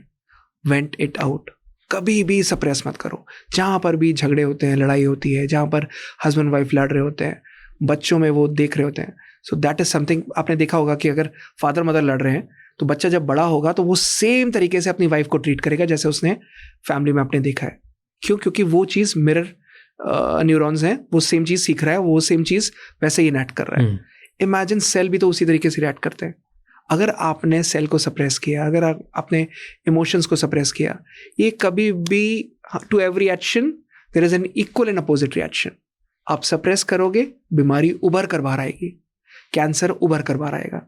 Nothing gets suppressed in your body, nothing gets suppressed. आप जितने इमोशंस को दबाओगे उतना आप बीमारी को बाहर निकालोगे। You should not do that. But अगर आप घर में झगड़ा हो रहा है, चिकम चिल्ली हो रही है, फाइंड योर मेनलो पार्क। ऐसे कई लोग आते हैं, मैं उनको एक छोटी सी सीख देता हूँ 4 वर्ड्स की। Find your Menlo park. Menlo park मतलब एडिसन ने एक मेनलो पार्क रखा था जहाँ पर वो डिस्ट्रैक्शन फ्री काम करता था। एडिसन जिसने इजाद किया, that inventor, that scientist, so he had that Menlo park जहाँ पर वो जाकर अपने डिस्ट्रैक्शन फ्री काम करता था, अपने आइडियाज़ करता था। हर किसी के कोई ना कोई मेनलो पार्क होता है जहाँ पर वो अपने आप को बेस्ट काम पाता है, जहाँ पर वो अपने, कई लोगों के लिए मंदिर होता है, कई लोगों के लिए अपने घर का एक कोना होता है, कई लोगों के लिए कोई अपना जोन, राइटिंग डेस्क, कुछ ना कुछ होता है। फाइंड दैट मेनलो पार्क और वहां पर जाके just vent it out, whatever way that you want to do it. लिख कर करना है, वेंट इट आउट। बोल कर करना है, वेंट इट आउट। शीशा देखकर अपने आप को बोलना है, went it out, but do that. किसी दोस्त को जाके बोलना है, अनलेस एंड अनटिल वो दोस्त आपका मजाक बनाए किसी और के यहाँ, क्योंकि एक दोस्त का कहीं और दोस्त भी होता है, तो वो कहीं मजाक ना बनाए। If that is there, that's fine. अगर वो if that is there, तब मत बोलना, बट अगर वो आप कन्फाइड कर सकते हो कुछ भी, if he can listen to anything of yours without judging, बोल दो। वो दोस्त जरूरी है आपको वेंट आउट करने के लिए। स्पीक इट आउट, इमोशंस को दबाओ नहीं, जितने इमोशंस को दबाओगे कैंसर को बाहर निकालोगे, मत करना। You know Steve Jobs used to do this. वो उसके ऑफिस के पास में एक छोटा सा हिल था, वो वहाँ पे जाके जब बहुत स्ट्रेस प्रेशर में होता था, उसको बहुत अंदर इमोशंस वेंट अप होते थे, गुस्सा आता था, कुछ करना होता था, तो वो जाके हिल पे जाके जोर से चिल्लाता था, सिर्फ कैथारसिस, लाइक वो अंदर का जितना होता है सब बाहर जोर से चिल्लाता था। वो छोटा सा ब्रेक लेता, चिल्ला के फिर वापस back to work. So he would vent out just everything which is piling up inside him and then would do it. And ये न्यूयॉर्क में बहुत सारे रिच वॉल स्ट्रीट ट्रेडर्स भी करते हैं। आजकल न्यूयॉर्क में जगह जगह रेज रूम्स बन गए हैं, तो वहाँ पे वो टीवी और फ्रिज और वो फिर फोड़ते रहते हैं, तोड़ते रहते हैं पैसे भर के, ताकि उनका सारा गुस्सा और जितने अंदर की जो इमोशंस पेंट अप है वो चले जाए। वहाँ पे बहुत लोग रोते हैं जाके, फोड़ के फिर रोते हैं, जो वो बाहर नहीं दिखा सकते। डू यू थिंक ये सब करना चाहिए? I would, anything is, I won't judge it, मतलब मैं उसको जज नहीं करूँगा कि वो राइट है wrong. I always say it कि ज़रूरी है अपने इमोशंस को हील करना। हर किसी का हीलिंग का एक मैकेनिज्म होता है, हर किसी का हील करने का तरीका होता है। कुछ लोग गुस्से को वेंट आउट करके करते हैं, जहाँ पर वो चीज़ें तोड़ रहे हैं, फोड़ रहे हैं, कैमरा उठा के फेंक रहे हैं, टीवी उठा के फोड़ रहे हैं, फ्रिज टीवी जो मिला रेज रूम में जाकर। कुछ लोग जाकर एक इमोशनली थेरेपिस्ट को ढूंढते हैं और उसको जाके सब कुछ सुना देते हैं, और कुछ लोग जाकर लिखते हैं और जो समझ में आता है जर्नलिंग कर करके सब कुछ लिख डालते हैं। So if you are able to do it in the best possible way, हर किसी का कोई ना कोई मैकेनिज्म ज़रूर है। Find your mechanism what works for you. जो आपके लिए काम करता है उसको छोड़ो मत, करते रहो। Have that discipline to do it regularly. Have that discipline to do it regularly. Don't leave that. जहाँ आपने छोड़ दिया प्रॉब्लम हो जाती है। बहुत लोग ऐसे लोग ही नहीं होते, they are isolated, lonely.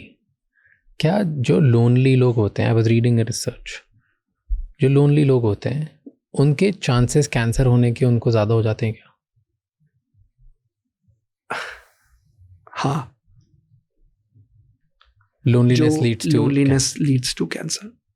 आपके परिवार में या आपकी लाइफ में, आपके सराउंडिंग्स में कोई ना कोई ऐसा ज़रूर होना चाहिए जिस पे आप जाके वेंट आउट कर सको।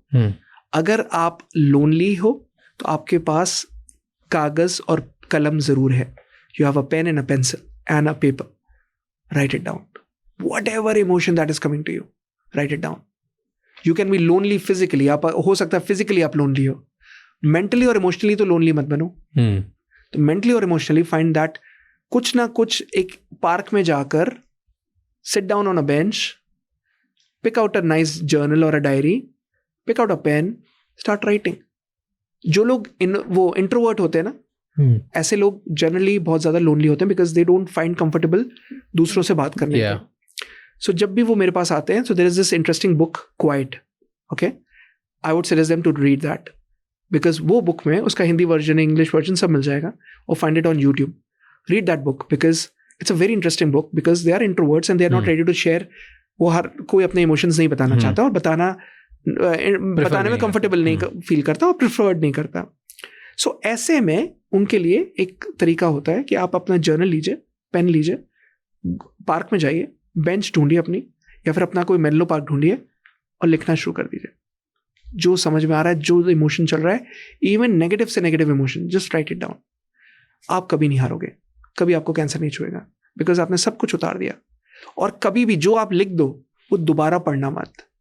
जो भी आप लिख दो, never turn back the pages, वापस पन्ने पलट के मत देखना। लिख दिया। सो एक तरीका होता है जिसको हम कहते हैं इमोशनल वॉमिट। इमोशनल वॉमिट में जो इमोशन समझ में आ रहे हैं, जितने नेगेटिव, आप अकेले हो फिजिकली, कोई बात नहीं, यहां से तो अकेले नहीं हो ना, यहां से नहीं हारना। जब आप यहां से हारते हो ना, तब आप जिंदगी से हार जाते हो। So never lose a battle from here. But what happens, कोई अगर क्रॉनिकली डिस्कनेक्टेड फील कर रहा है, उसको लग रहा है कि फुल टाइम बस वो अकेला ही है और बहुत लोनली हो चुका है परमानेंटली, तो बॉडी के अंदर होता क्या है?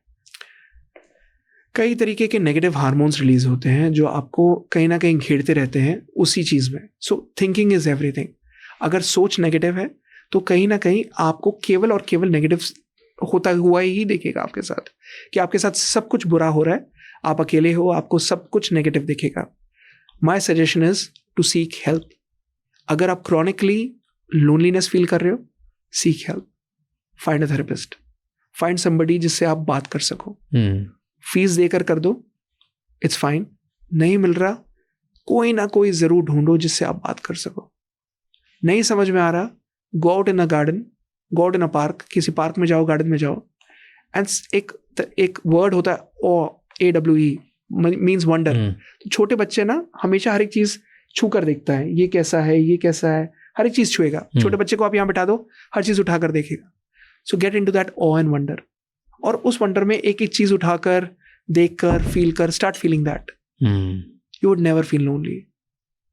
एक फिजिट वो आया था, what was that? Fidget spinner anxious लोगों के लिए था. तो फिजिट स्पिनर कहीं ना कहीं आपको एक मेंटली भी ऑक्यूपाई कर रहा था of doing something. So when you start feeling that roughness there, smoothness there, you would never feel lonely. It is a way to distract your mind, कि एटलीस्ट आपको जो नेगेटिव सोचना है वो नेगेटिव सोचने की बजाय once you start feeling that smoothness और कॉन्टूर आप देखना शुरू कर देते हो, आपका ध्यान सोच से हट जाएगा, आप कुछ भी नेगेटिव नहीं सोचोगे. ये वर्क करता है. सिंपल टूल वर्क करता है. कभी किसी खुरदुरी चीज पे हाथ फेरना, फिर सिंपल चीज पे हाथ फेरना, आप कुछ सोचोगे नहीं, आप ब्लैंक हो जाओगे. ट्राई करना कभी. अगर आपने किसी रफ सर्विस पे हाथ फेरा, फिर हाथ में इस पे हाथ फेरा. छोटे जो लोग क्रॉनिक स्ट्रेस में होते हैं, जो क्रॉनिक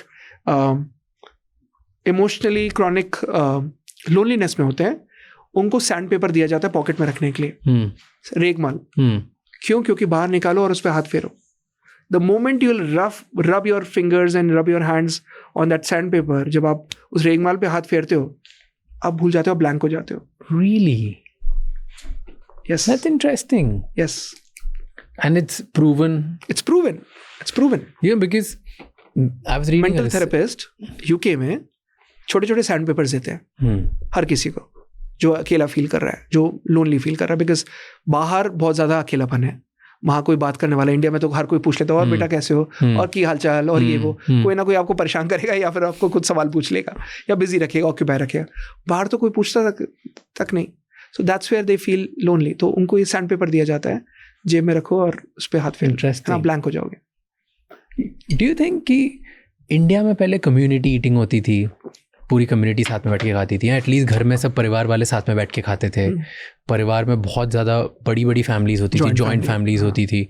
वो बेटर था, क्योंकि जब आप एक रिचुअल पे रहते हो, साथ में खाते हो, इतने लोगों के साथ रहते हो, सोशल आपकी बैटरी थोड़ी ज़्यादा होती है, सब आप इंगेज कर रहे होते हो लोगों से, तो आपको इतना ज़्यादा डिसकनेक्टेड और लोनली फील नहीं होता.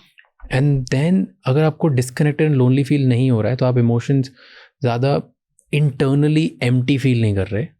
एंड जब एम्प्टी फील नहीं कर, तो probably you are less vulnerable towards cancer and things like this. Yes. जब भी आप सोशली कनेक्टेड हो, आप हमेशा, sorry, your question was joint families. So it's like I lost the track. It's okay. So India में पहले community eating होती थी. बहुत सारे लोग कम्युनिटी के साथ में बैठ के खाते थे. फिर उसके बाद जॉइंट फैमिली ईटिंग भी होती थी, कि पूरा परिवार साथ में बैठ के खा रहा है, साथ के बैठ के उठ रहा है, जाग रहा है. तो जो लोग ये करते हैं, ज़्यादा परिवार वाले साथ में रहते हैं, साथ में उठते बैठते रहते हैं, बहुत लोग होते हैं घर में, क्या उनको कैंसर होने के चांसेस कम होते हैं? जितना आप अकेले रहते हो, उतना कैंसर होने का रिस्क बहुत ज़्यादा बढ़ जाता है. कितने सारे लोग हैं जो लोग बाहर जाकर काम करते हैं और अपना शहर छोड़ देते हैं, अकेले जाकर काम करते हैं, और पूरे घर में अकेले रह रहे हैं, रेंट पे अकेले रह रहे हैं, और घर छोटा हुआ है, और घर में पूरा बड़ा परिवार है, सब लोग हैं. तो मैं हमेशा उनको एक ही सलाह देता हूँ, जितना हो सके घर में दिन सुबह शाम कॉल ज़रूर करो, बात ज़रूर करो, क्योंकि आप अपने माइंड को दोबारा रीसेट कर रहे हो उस मोड में जहाँ पर आपको अकेलापन फील नहीं हो रहा. जब आप अकेलापन फील करते हो, वहां पर आपको कैंसर हिट करता है. जब आप अपने मेंटली अपने माइंड को ट्रेन कर रहे हो कि मैं तो अकेला हूं ही नहीं, सो ये होता है चीटिंग विद द माइंड. सो अपने माइंड को आप चीट कर रहे हो. एफर्मेशन क्या है? चीटिंग विद द माइंड है. I am this, I am healthy, I am this. ये भी वही है. ये एक तरीके का वही डेलिब्रेट चीटिंग है, जहां पर सुबह शाम अपने अपने घर पे आप मॉम के साथ, अपने डैड के साथ, अपने ब्रदर के साथ, सिस्टर के साथ, कोई ना कोई ऐसा है जिससे आप फोन करके बात कर रहे हो. आप कभी अकेला फील नहीं करोगे. और दूसरी बात, आप अपने माइंड को, भले ही आप जो भी बात कर रहे हो, जिसके साथ भी आप कंफर्टेबल हो, बट बात करो। भले ही गाली भी सुन रहे हो ना फादर की, सुन लो, बट बात करो। क्योंकि आप अपने माइंड को ट्रेन कर रहे हो कि आप अकेले नहीं हो। आप अपने माइंड को ट्रेन कर रहे हो कि नहीं यार, इस पूरे शहर में मुझे ऐसा लग रहा है कि मैं अकेला हूँ, पूरे घर में अकेला हूँ, शहर में अकेला हूँ। वो कभी फील नहीं होगा। नहीं बनती घर में, कोई बात नहीं, pick up a phone and talk. खा लो गाली, बचपन से बड़े होते तक खाइए ना गाली, फिर से खा लो, डजंट मैटर। बट अकेला तो नहीं लगेगा, बीमारी तो नहीं छुएगी। जीना जरूरी है, और जीने के लिए जरूरी है कि अगर जो भी चीजें अगर करनी पड़े, जीना मतलब बीमारी के बिना जीना, that's important. You know, for this podcast research, I read somewhere loneliness increases cancer risk as much as smoking 15 cigarettes a day. Yeah. तो loneliness कैंसर की रिस्क इतनी बढ़ाती जितना 15 सिगरेट पीने पे होती है। हाँ। अब अगर अकेले हो तो आपका कैंसर का रिस्क बहुत ज़्यादा बढ़ जाता है। एंड फिनिश स्टडीज़ हैं, हार्वर्ड स्टडीज़ हैं कि 25 to 43% चांसेस इंक्रीज हो जाते हैं आपके कैंसर होने के, if you are just lonely as a person. Yes, you should not be. जितना हो सके बात करो, जितना हो सके नेवर फील दैट लोनलीनेस। अगर आप किसी भी शहर में हो, भले ही काम के लिए बाहर आए हो, कुछ भी कर रहे हो, pick up a phone and talk. अकेलापन माइंड को ट्रेन कर दो। जैसे आप जिम में जाकर ट्रेन करते हो ना बॉडी को, मेंटल जिम क्यों नहीं कर रहे हो? Mental gym is this. Mind को चीट करना सीखो, माइंड को ट्रेन करना सीखो। सबकॉन्शियस माइंड को आप जैसा ट्रेन करोगे वो वैसा ही करेगा। वो छोटा बच्चा है, कहते हैं ना दिल तो बच्चा है जी, वैसे माइंड भी बच्चा है। आपको माइंड को ट्रेन करना आना चाहिए। बट इट्स अलार्मिंग राइट, क्योंकि अगर लोनलीनेस से कैंसर होने के चांसेस बढ़ जाते हैं या बीमारियां होने के चांसेस बढ़ जाते हैं, दैन इंडिया वर्ल्ड में 3rd नंबर पे आता है लोनलीनेस इंडेक्स पे। हम 43% यंग लोगों को लगता है कि वो लोनली हैं। और अगर आप कैंसर के केसेस देखोगे जो अंडर दी एज ऑफ 40 हैं, which are young people, 20% new cancer cases are in the young people in India. So हम लोग 43% like almost half of the population. India की लार्जेस्ट पॉपुलेशन है यंग लोग। Young लोगों में आधे लोगों को लगता है कि वो लोनली है, एंड जितने नई बीमारियां आ रही है वो सब यंग लोगों में हो रही है। So is it different in young people and old people? Because young people are not ready to और not prepared to cope up with stress. बड़े लोग जितने भी हैं, जितने भी एल्डरली हैं, वो सब लोग जॉइंट फैमिलीज में रहे हैं, वो पुराने थिंकिंग में रहे हैं। कहते हैं ना कि पुराने चावल के हैं, तो पुराने चावल is nothing else but immunity. आपकी वो सर्कमस्टेंसेस, एनवायरनमेंट ऐसा रहा है ना कि रफ एंड टफ है, स्ट्रीट स्मार्ट है, हर एक चीज़ करनी आती है, प्लस बड़े घर में, बड़े उसमें, जहाँ पर सब कुछ, भले घर छोटा था लेकिन गांव पूरा घर था, विलेज आपका पूरा घर था, शहर आपका पूरा घर था, हर कोई हर किसी को जानता था, तो डील करना आता था। अब वो अकेलापन वहाँ पर छू गया जहाँ पर डील करना नहीं आया। लोगों ने, या जितनी नई जनरेशन है उसने एक अपना साथी बना लिया, और वो है फ़ोन। वो फ़ोन पे लोगों से क्लोज हो गए, लेकिन जो मौके पे, जो वहाँ पर सामने साक्षात जो लोग थे, उनसे दूर हो गए। ये प्रॉब्लम है। और वो फ़ोन के थ्रू पूरे वर्ल्ड से कनेक्टेड है, बट घर पे अकेले हैं। ये प्रॉब्लम है। Is cancer different in young people? It's, I won't से डिफरेंट, बट हाँ, इट इज लिटिल एग्रेसिव होता है। क्यों? क्योंकि जब सेल्स आर मल्टीप्लाइंग फास्टर, क्योंकि रूटीन में सेल्स अपना रूटीन में मल्टीप्लिकेशन कर ही रहे हैं, मेटाबॉलिज्म फास्ट है, इसलिए रिस्पॉन्स भी ट्रीटमेंट का फास्ट आता है। सो अगर आप ट्रीटमेंट दोगे तो उसका रिजल्ट भी फास्ट आएगा। यंग एज में मेटाबॉलिज्म फास्ट है, तो ऑब्वियस बात है ग्रोथ भी फास्ट होगी, कैंसर फैलने का खतरा बहुत ज़्यादा फास्ट होगा, कैंसर स्प्रेड होने का चांसेस भी बहुत फास्ट होंगे, बिकॉज हर एक चीज़ मेटाबॉलिज्म हो रही है, एवरी सेल इज। और डीएनए में जब डैमेज हुआ है तो वो डैमेज की वजह से जो कैंसर सेल्स हैं वो भी उतनी तेज़ी से ग्रो कर रहे हैं। दैट इज़ अ रीज़न जितने भी यंग लोग होते हैं जब उनको कैंसर होता है, ट्रीटमेंट्स मोस्टली एग्रेसिव होते हैं, ताकि जितनी तेज़ी से सेल बढ़ रहे हैं उतनी तेज़ी से उसको काबू कर लो। Why are more young people dying at a crazy speed now these days? क्यों ऐसा हो गया है? हर थोड़े दिन में सुनने को मिलता है कि एक बहुत ही यंग इंसान को हार्ट अटैक आ गया, बहुत ही फिट इंसान को चलते फिरते कार्डियक अरेस्ट आ गया, बहुत ही यंग इंसान को कैंसर हो गया, बहुत ही यंग इंसान को बहुत ही ज़्यादा ऐसी बीमारी हो गई जो समझ ही नहीं आई। क्यों ऐसा हो रहा है? Why are young people getting more chronically ill, getting dangerous diseases? क्या हो रहा है? क्योंकि जितने भी यंग लोग हैं ये अपने आप को इमोशनली हील नहीं कर रहे, मेंटल जिम नहीं कर रहे, फिजिकल जिम कर रहे हैं, रेगुलर वर्कआउट्स कर रहे हैं, रेगुलर योगा कर रहे हैं, रेगुलर सब कुछ कर रहे हैं, बट मेंटल जिम नहीं कर रहे हैं. Explain emotional healing. Emotional healing मतलब अकेलापन फील कर रहे हैं. They are majorly dealing with mental health issues, जहाँ पर अकेले हैं, फ़ोन से कनेक्टेड हैं, दूसरों की लाइफ देखकर अपनी लाइफ को कंपेयर कर रहे हैं, और comparison is the thief of Joy. अगर आपको जॉयफुल रहना है तो अगर आपने कंपेयर किया मतलब आप आधे रह गए, आपको अपनी लाइफ जीरो दिखेगी. बॉडी बना ली, मेंटली अपने आप को स्ट्रांग नहीं किया, इमोशनली अपने आप को स्ट्रांग नहीं किया. और इमोशनली स्ट्रांग मतलब कोई भी इमोशन आया उनके अंदर एक ही नेगेटिविटी चलती रही, मैं अकेला हूँ, मैं लोनली हूँ, फैमिली वहाँ पर है, कोई मेरा सपोर्ट सिस्टम नहीं है, मुझे ये सारी चीज़ें लाइफ में करनी है, कम एज में बहुत ज़्यादा चीज़ें अचीव करनी है. बट फिजिकली अपने आप को ट्रेन करा, मेंटली ट्रेन नहीं किया कि उसको फाइट बैक कैसे करना है. एक टर्म होता है रेजिलियंस, मतलब you have to fight back with everything whatever is coming to your life. तो रेजिलियंट नहीं है, स्ट्रेस को लेकर रेजिलियंट नहीं है, स्ट्रेस से फाइट बैक करना है वो रेजिलियंट नहीं है. आपने सुबह मेडिटेशन किया एज अ रिचुअल, बट बीच बीच में जो दोपहर में करना है, शाम को करना है, सोने से पहले करना है, वो नहीं किया. सोने से पहले वो सारी दिक्कतें, सारी परेशानी, सारे इमोशंस लेकर सो गए विदाउट इवन रियलाइजिंग कि यार एक सोने से पहले एक किताब ले लूँ जहाँ पर मैं सब कुछ लिख दूँ कि जो जो मुझे इमोशनली फील हुआ मैं लिख दूँ. अच्छा बुरा, अच्छा भी फील हुआ लिख दो, बुरा भी फील हुआ लिख दो. जिसको बुराई करनी है आप उस जर्नल में कर दो, वो नहीं करते. और इसी वजह से सारी दिक्कतें हो रही है. जो ये सारी इमोशनली हीलिंग, अपने आप को इमोशनली हील करना है. पैसा है, थेरेपिस्ट ढूंढ लो. पैसा नहीं है, जर्नलिंग कर लो. कागज पेन लिखना आता है, कर लो. नहीं आता लिखना, फोन उठाओ, वॉइस मैसेज लेकर अपने आप को व्हाट्सएप करना शुरू कर दो. बता दो, जितना हो सके वॉइस रिकॉर्ड कर दो. और नहीं समझ में आ रहा, शीशे के सामने जाओ, सब सुना दो, ये हुआ, ये हुआ, ये हुआ, ये हुआ, ये हुआ. वो अपने आप को समझता क्या है, क्या जो बोलना बोल डालो, बट तू अपने ख्याल रख. तू अपने आप से तो बातें करो. Look at the mirror and talk and tell them, तू अपना ख्याल रख. तरंग, तुझे परेशान करने की जरूरत नहीं है, तू ठीक है, तू सबसे स्ट्रांग है, तेरे से अच्छा कोई नहीं है, तू चिंता मत कर, तू मेंटली बहुत स्ट्रांग है, तू कभी नहीं हारेगा. हम बोलते कहाँ हैं अपने आप को, हम अपने आप से बात ही नहीं करते. हम सनलाइट लेंगे, हम मेडिटेशन करेंगे, हम जिम करेंगे, हम किक बॉक्सिंग करेंगे, हम सब कुछ करेंगे, अपने आप से बात नहीं करेंगे. We never talk to us. खुद को टाइम नहीं देते. Go to the mirror and talk. Raj, तेरे से अच्छा कोई नहीं. Raj, you are amazing. Raj, you have done an amazing work. Raj, you need a pat on your back. Raj, you have created this amazing podcast.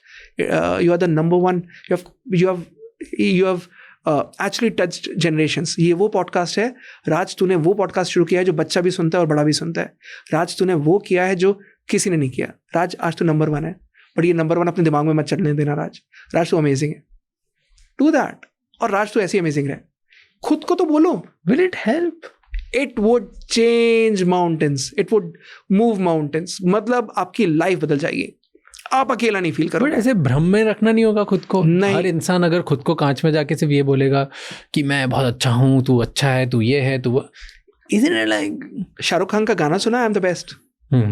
फिर He keeps see I have ऐसा नहीं होता. You have to feel the best to be the best. अगर आप अपने आप को healthy नहीं फील करोगे, आप अपने आप को, अगर मैं डेली बोलना शुरू कर दूं ना, बीमार पड़ रहे हो, तुम कमजोर दिख रहे हो, आंखों के नीचे कालापन दिख रहा है, आ जाएगा, बीमार पड़ जाओगे. सो वो क्या है, वो तो होता है. फिर तो वैसे ही वो होता है ना कि अगर आप अपने आप को जितना अच्छा बोलोगे, वैसा आपका सबकॉन्शियस माइंड वो ही ट्रेन करेगा, और वो ही करते करते आपको. So this is one exercise which I tell to all my patients. ठीक है, मिरर टॉक. मिरर टॉक मतलब शीशे के सामने जाओ और अपने आप से बात करो. मैं हेल्दी हो रहा हूँ, मैं हील हो रहा हूँ, मेरे सामने मैं जो भी दवाई खा रहा हूँ मुझे बहुत अच्छे से सूट कर रही है, मुझे ये ट्रीटमेंट से मैं बेहतर होता जा रहा हूँ, मुझे कोई हरा नहीं सकता, मैं लाइफ में हमेशा जीतता हूँ, मैं यहाँ पर भी जीत रहा हूँ, मैंने हमेशा से सक्सेस पाई है, मैं यहाँ पर भी सक्सेस पा रहा हूँ, मैं जो भी दवाई खा रहा हूँ ये दवाई मेरी हर एक सेल को हील कर रही है, यहाँ पर मेरी बॉडी लगातार हील हो रही है, मेरी बॉडी इस समय सबसे हेल्दी है, मैं अपनी लाइफ अपनी फैमिली के साथ स्पेंड कर रहा हूँ. So this is what that creative visualization is. आप मिरर टॉक कर रहे हो. आप मिरर टॉक में कितने लोग हैं जो शीशे में देखकर अपने आप को बोलते हैं कि तू अच्छा कर रहा है? कितने लोग हैं, बताओ. और फिर मत बोलो ना कि बीमार पड़ रहे हो. अपने आप से तो बात करना सीखो. People don't do that. और यही अगर हीलिंग करनी है ना, हीलिंग का फर्स्ट स्टेप ही यही है. सेल को बोलो, यू आर अमेजिंग. कितना प्यारा हाथ है यार, कितना अमेजिंग है. You never do that. And ये साइंटिस्ट कहेंगे, डॉक्टर्स कहेंगे, अरे ये सब बेकार बातें हैं, doesn't happen. If your body is not listening to you, that means अगर आप इसको कह रहे हो बेकार बातें हैं, तो I think फिर आपने जो पढ़ाई करी है वो आपकी वर्थ नहीं है. Because this is what has worked every time. You have to read. मैं आपको पढ़ने को मना नहीं कर रहा, मैं आपको कुछ भी हासिल करने को मना नहीं कर रहा. आपको जो करना है करो. Whatever you want to do, do it. But start telling to yourself first. हमने बात करी young people dying, और लोग अपने आप को अच्छी चीज़ें नहीं बोलते हैं, अपने आप को नेगेटिव ही बोलते रहते हैं, negative environment. That's one of the big causes. There is one thing called blue zone. Have you heard of it? Yeah. तो ब्लू जोन्स में ऐसा क्या होता है जहाँ वहाँ के लोग सबसे ज़्यादा जीते हैं. So to explain people, blue zone होते क्या है वो बता दो. दुनिया में 5 ब्लू जोन है, उसके बारे में बात कर लेते हैं. एंड देन वाई वहाँ पे लोग सबसे ज़्यादा जीते हैं, सबसे खुश भी रहते हैं. पूरे वर्ल्ड में ब्लू जोन वो 5 जगह हैं जहाँ पर लॉन्जिविटी सबसे हाई है, जहाँ लोग सबसे लंबा जीते हैं, डिजीज फ्री जीते हैं और अच्छी नॉर्मल लाइफ जीते हैं, जहाँ पर 100 is a normal regular number. 90 से ऊपर ही जीते हैं. और वो रेगुलर नंबर है, 90 के नीचे कोई नहीं मरता. वो सिंपल चीजें फॉलो करते हैं. पहला, सिंपल लाइफ जीते हैं, सिंपल खाते हैं और सिंपल सोच होती है. जो भी खाना खाएंगे बहुत ही सिंपल खाएंगे, फ्रेश बनाएंगे, फ्रेश खाएंगे. जो भी बनाएंगे फ्रेश बनाएंगे और फ्रेश खाएंगे. नंबर 2, कम्युनिटी में रहेंगे. जब भी शाम को होगा और सुबह कम्युनिटी में जाकर मिलेंगे, बैठेंगे, उनके साथ बैठेंगे, बातचीत करेंगे, हंसेंगे एंड सेलिब्रेट करेंगे. वो पूरी कम्युनिटी उनके लिए उनका घर है. वो अपने 4 दीवारी में नहीं रहते. उनके घर, सपोज जापान में एक छोटा सा एरिया है जहाँ पर ब्लू जोन है, सो वो उनके घर छोटे होते हैं, बट वो घर उनका वो 4 दीवारी नहीं है. वो घर उनका पूरा कम्युनिटी है, पूरा गांव है, पूरा विलेज है जहां पर वो रह रहे हैं. Okinawa, yes. सो वहां पर वो पूरा, that entire village is their house. Number 3, they always stay happy at any given point of time. किसी चीज को लेके चिंता नहीं कर रही, हमेशा खुश. कुछ भी हो गया कोई बात नहीं, खुश. मेंटली ट्रेंड है कि अच्छा ही रहना है, खुश ही रहना है. नंबर 4, झगड़ा भी हो जाएगा तो भी उसी समय बोल दिया, खत्म हो गया, and then they are back to square A. Normal, sorted. That's a sorted life. So अगर ब्लू जोन फील कराना है और ब्लू जोन में रहना है, इंडिया में भी आप अपने घर को ब्लू जोन बना सकते हो. अगर आप सिंपल खाना प्रिपेयर करो, सात्विक खाना प्रिपेयर करो, फ्रेश खाओ, फ्रेश बनाओ, फ्रेश खाओ. जो पानी पी रहे हो फ्रेश लो, फ्रेश खाओ. सब्जियां हैं अच्छे से धो ली, फ्रेशली बनाए, खा लिया. एंड दूसरा, अपने घर से बाहर निकलकर उस कम्युनिटी को अपना लो. कंपैशन होना बहुत जरूरी है, प्यार होना जरूरी है हर किसी को लेके. वो अपने अंदर मेंटल जेलसी, जो दूसरे को देख करके उसकी थाली में घी और मेरी थाली में कुछ नहीं.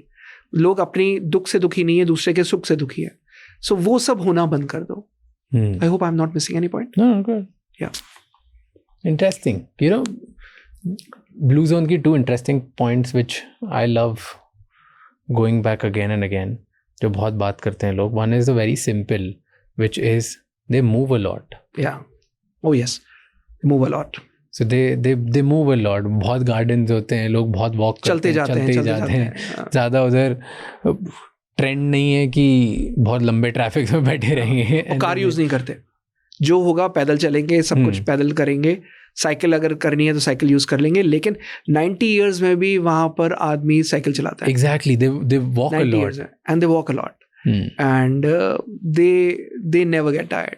चलते जाएंगे एंड दैट इज बचपन से चलते आए. हाँ. एंड देन जो, क्योंकि हम ओकिनावा की बात कर रहे थे, जापान की, वहां पर एक प्रिंसिपल है which they follow, which is hara hachi bu. Have you heard of this principle? No. तो हारा हाची बू ये होता है कि जब भी आप खाना खा रहे हो, जब आप 80% फुल हो गए तब रुक जाओ. कभी भी पूरा फुल लगे तो इतना खाना ही नहीं है. एंड दैट्स अ प्रिंसिपल जो छोटे छोटे बच्चे से लेके 90 ईयर तक बूढ़े लोग सब फॉलो करते हैं. इट्स जस्ट somehow पूरी कम्युनिटी, पूरा शहर, town, whatever you call it, सब फॉलो करते हैं. That's why they live, one of the reasons they live much longer. तो इससे कोई फर्क पड़ता है? बहुत. कि पूरा फुल नहीं खाऊं, मेरे को भूख लग रही तो पूरा खाना चाहिए ना. हाँ, नहीं, 80% खा लिया, दैट्स फाइन. कंटेंटमेंट आ गया. And then let the rest of the 20% में डाइजेस्टिव जूसेस के थ्रू डाइजेशन होने दो। पता कैसे चलेगा 80% है? That's interesting. आपको पोर्शन आपको समझ में आ जाएगा। अगर लग रहा है कि जितना आप खा रहे हो उसमें से एक, suppose if you eat 2 rotis, आपने एक रोटी कम कर दी, भूख लग रही है, आपने आधी रोटी बढ़ा दी, बट आधी रोटी में फिर भी आपको लग रहा है भूख है, that means you are 80% full, leave it. I heard somewhere, किसी ने शायद पॉडकास्ट में बोला था, मैंने कहीं क्लिप देखी थी कि अगर आप जब रोटी खा रहे हो तो अगली रोटी तभी लो जब आपको इतनी भूख है कि उसके बाद वाली रोटी भी खा लोगे। That's interesting. And I was like, I don't know who said this. Does it make sense or not? Doesn't make sense. It does make sense. It does? It does. कि अगर ऐसे लग रहा है कि 3 रोटी खा लूंगा मैं, तो 2 खा। यहाँ 2 पे रुक जाओ। अगर आपको लग रहा है कि 4 तो तीसरी बुलाओ, नहीं तो, और लग रहा है कि 2 ही खाऊंगा तो 1 पे रुक जाओ। हाँ, जैसे मैंने कहा कि 2 रोटी खानी है तो आप 1 रोटी खाइए, और उसके बाद अगर थोड़ी सी भूख है तो आप आधी रोटी खा लो, थिंकिंग कि आपको पूरी रोटी खानी है, लेकिन आप खाओ फिर भी आधी, लीव इट। फास्टिंग का कुछ लेना देना है कैंसर से? Fasting, yes, intermittent fasting helps in fighting cancer. Really? Yes, it does. It does. Because body को, सेल को healing का टाइम मिलता है। सेल को healing में जब आप फास्टिंग करते हो, आपकी उस समय सेल एक मोड पे जा रहा है जहाँ पर they are able to fight with that body's own immune system, and there's any negativity, any negative cell whichever is there in that body is being ejected out. What do you call it? मैं right terms में नहीं आ रहा। एक ना flush out, it's been flushed out. So जैसे it's like usually लोग ketogenic diet use करते हैं for cancer, is it good? No. क्यों?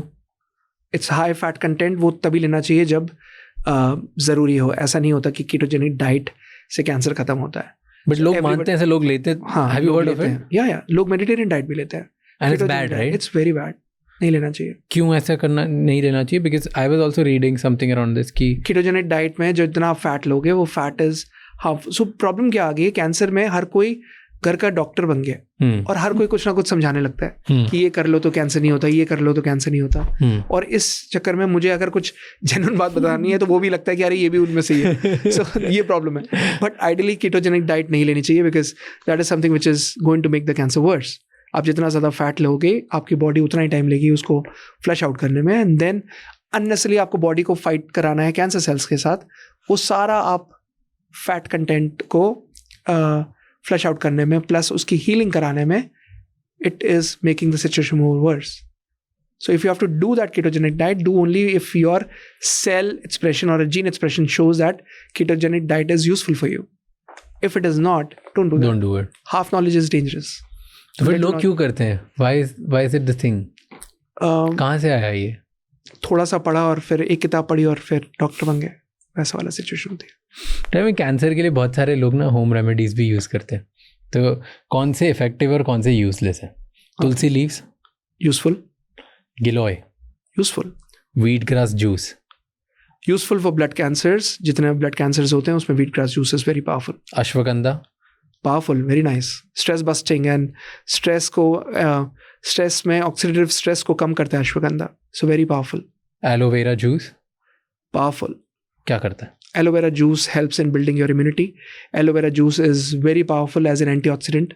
Aloe vera juice even builds your immune system to such a way where जहाँ पर आप aloe vera ले रहे हो, आप कहीं ना कहीं अपने इम्यून सिस्टम को बेटर कर रहे हो। Turmeric milk? Turmeric is good, milk is bad. Okay, तो रोज हल्दी खाना चाहिए, मिल्क नहीं? कच्ची हल्दी अगर लेना है तो कच्ची हल्दी, आंवला, अदरक एंड काली मिर्च डाल दो। सो अगर इम्यूनिटी बूस्ट करनी है तो कच्ची हल्दी मिक्सी में कच्ची हल्दी डाल दी, अदरक डाल दिया, आंवला डाल दिया और उसमें काली मिर्च के दाने डाल दिए। That is powerful as compare to haldi milk, because haldi milk में दूध बॉडी में इन्फ्लेमेशन कॉज करता है। दूध जो आप ले रहे हो वो गाय को कितना ऑक्सीटोसिन का इंजेक्शन देकर दिया है आपको नहीं पता।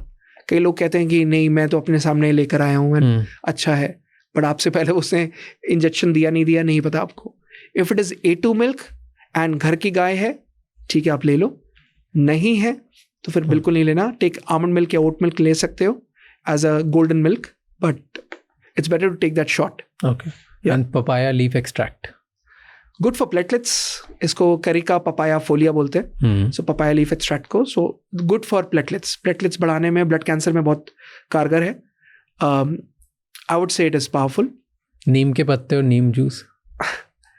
नीम के पत्ते, नीम जूस, अगर नीम के पत्ते अच्छे से धोए हैं, अच्छे से प्योरीफाई किए हैं, अच्छे से किए हैं, so yes it is useful. हालांकि जो लोग प्रोसेस फॉलो करते हैं वो आइडियल नहीं है, so it is better to take neem capsules rather than taking neem के पत्ता और घर में बना कर लेना, बिकॉज आप किस तरीके से फॉलो कर रहे हो, अच्छे से पत्ते धो रहे हो, क्योंकि जो पत्ते आप तोड़ कर ला रहे हो वो पत्ते पॉल्यूटेंट, सारा पॉल्यूशन का जितने भी PM 2.5 के पार्टिकल्स हैं वो सब उस पर गिरे हुए हैं। आपने कितने अच्छे से धोया, कैसे रखा, so there is a process जिससे आप ये पत्ते धोकर क्लीन करते हो, वो नहीं अगर आप फॉलो कर रहे सो वो ही पत्ते आपके डेंजरस भी हो सकते हैं। So ideally no.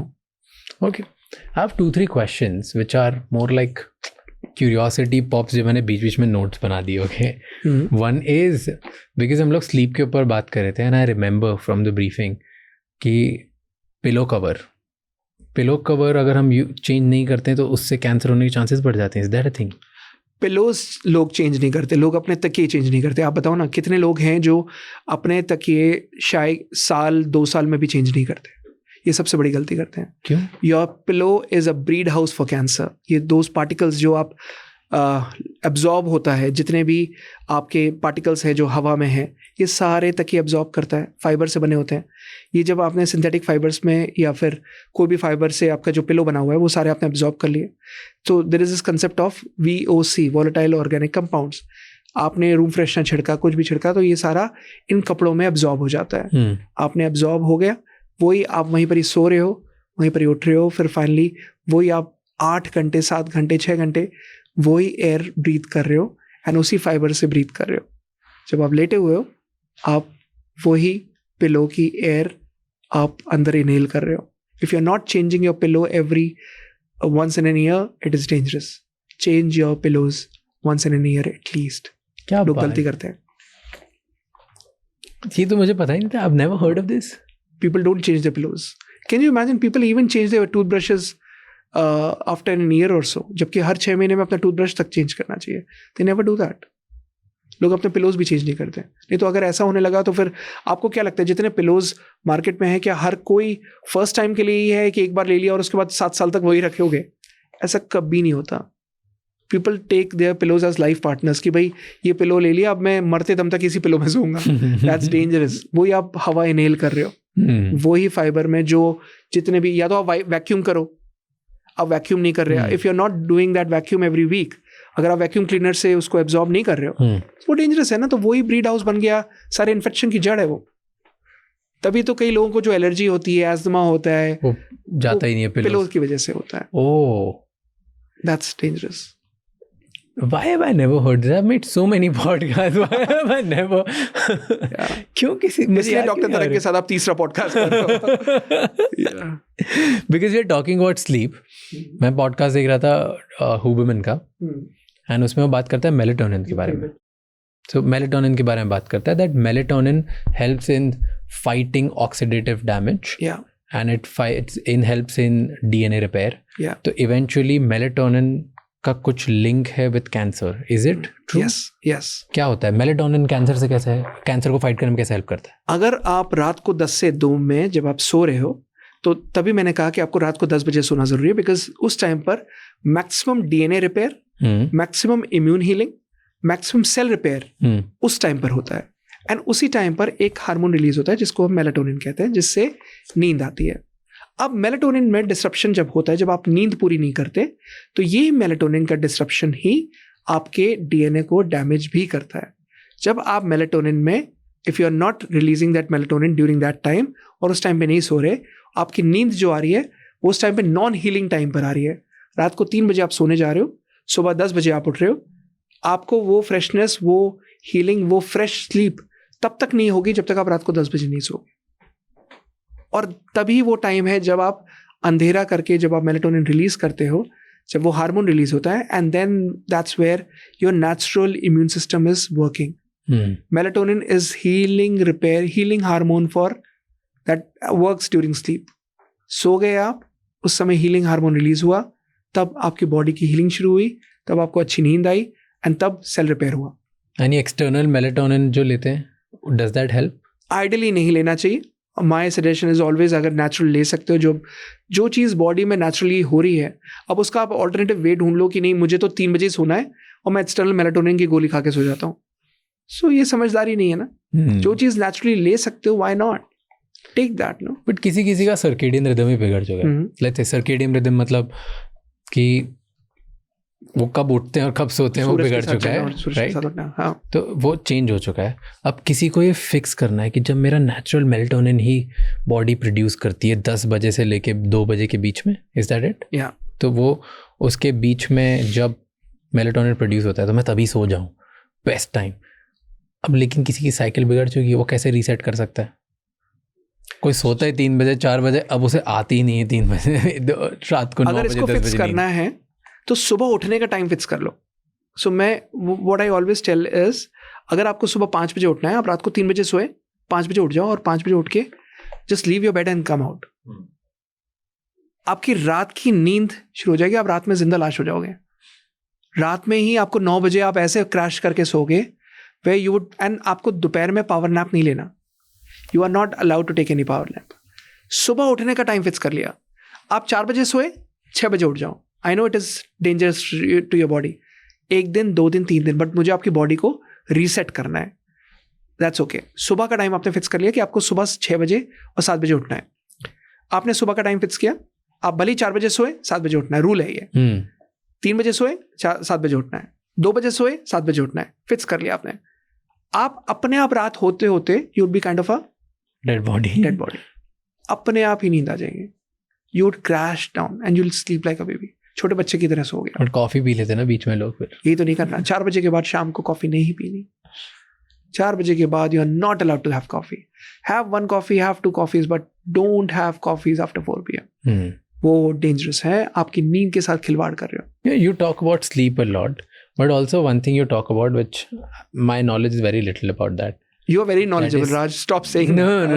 On a thing which I'm actually. I love you for this because आपसे बात करके मुझे actually बहुत अच्छा लगता है because you are well prepared. You are always super loaded with all the knowledge and you're very literate and you know your craft well. So they are not somebody जो बस केवल सवाल पूछ रहे हैं और सारे questions. I've done so many podcasts with others also. वो केवल सवाल पूछते हैं. You know your subject well. And you know all the subjects, and I think that's the reason. But I'm trying to learn every day. I think my knowledge is very limited at this point. But I'll ask you this, right? क्योंकि sleep के साथ साथ one thing where I have genuinely limited knowledge, that is spiritual health. And आप बहुत मानते हो इसमें बहुत ज़्यादा. And I have, since the time we have actually spent more time together and more I watch your social content, I've realized that you're very big on it. Yeah. Which eventually, क्योंकि मैं उस पर ज़्यादा बात नहीं करता, I didn't realize that you're that big.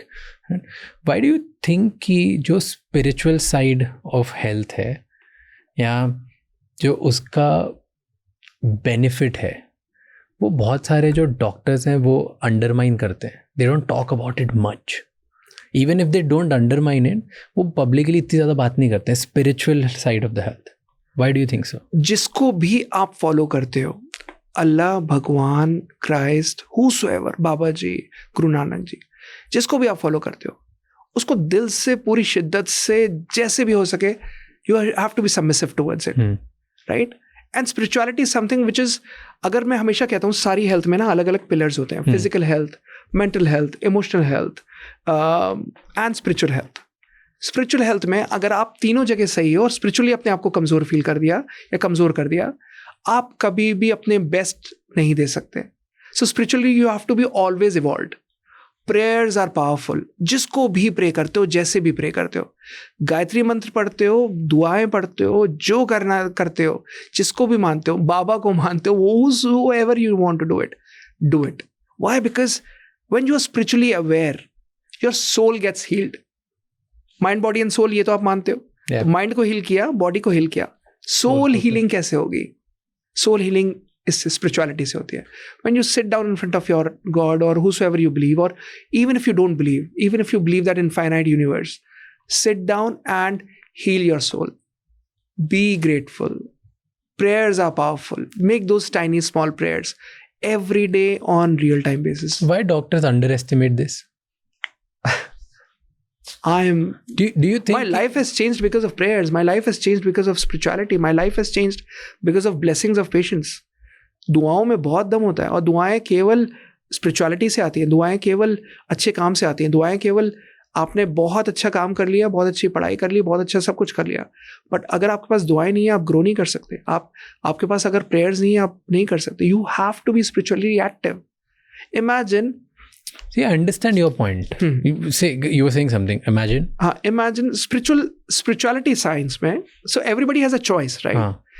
मतलब I can be spiritually aware and you probably cannot be spiritually aware, which is Fair. completely with love and respect to you.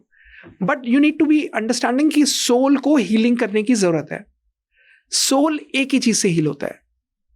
जब आप spirituality पे आते हो, जब आप, मैं spirituality और religion को mix मत करना. मैं religion की बात नहीं कर रहा. मैं कोई हिंदू मुस्लिम सिख ईसाई की बात नहीं कर रहा. मैं केवल स्पिरिचुअलिटी की बात कर रहा हूँ. जिसको भी जिस भी तरीके से आप अपनी सोल को हील करना चाहते हो, मंत्रास से, प्रेयर्स से, दुआओं से, किसी मंदिर गुरुद्वारे जाकर, मस्जिद जाकर, जहां पर भी आपको बैठकर लगता है कि मुझे बहुत अच्छा लग रहा है, हील दैट सोल. मंदिर का जब पूजा होती है घर में और प्रसाद बनता है ना, तो आपको प्रसाद का बड़ा अच्छा स्वाद बनता है. आपको लगता है कि यार ये आज हलवा बहुत ही डिफरेंट बना है और प्रसाद की खीर बहुत अच्छी अलग होती है as compare to regular days, right? Agreed. So that's because that is the power of spirituality, because then you are 100% submissive to it.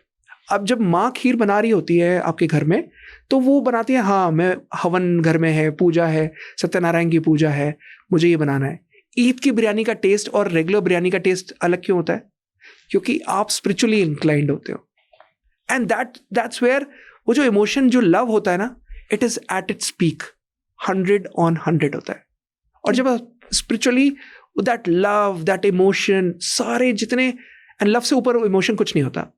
सो जब आप स्पिरिचुअली इंक्लाइंड होते हो तो आपका इमोशन आपके भगवान के लिए, आपके त्योहार के लिए, आपके ईद के लिए, आपके क्रिसमस के लिए, आपके गुड फ्राइडे के लिए, व्हाट्सएवर, आई डोंट नो, जिसके लिए भी होता है. सो देन यू फील कि oh this food is so amazing.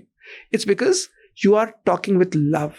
और जब आप प्यार से कुछ चीज करते हो ना, आपका सोल हील होता है, आपका जमीर हील होता है, आपका कॉन्शियस हील होता है. And spirituality is, I think it changes lives.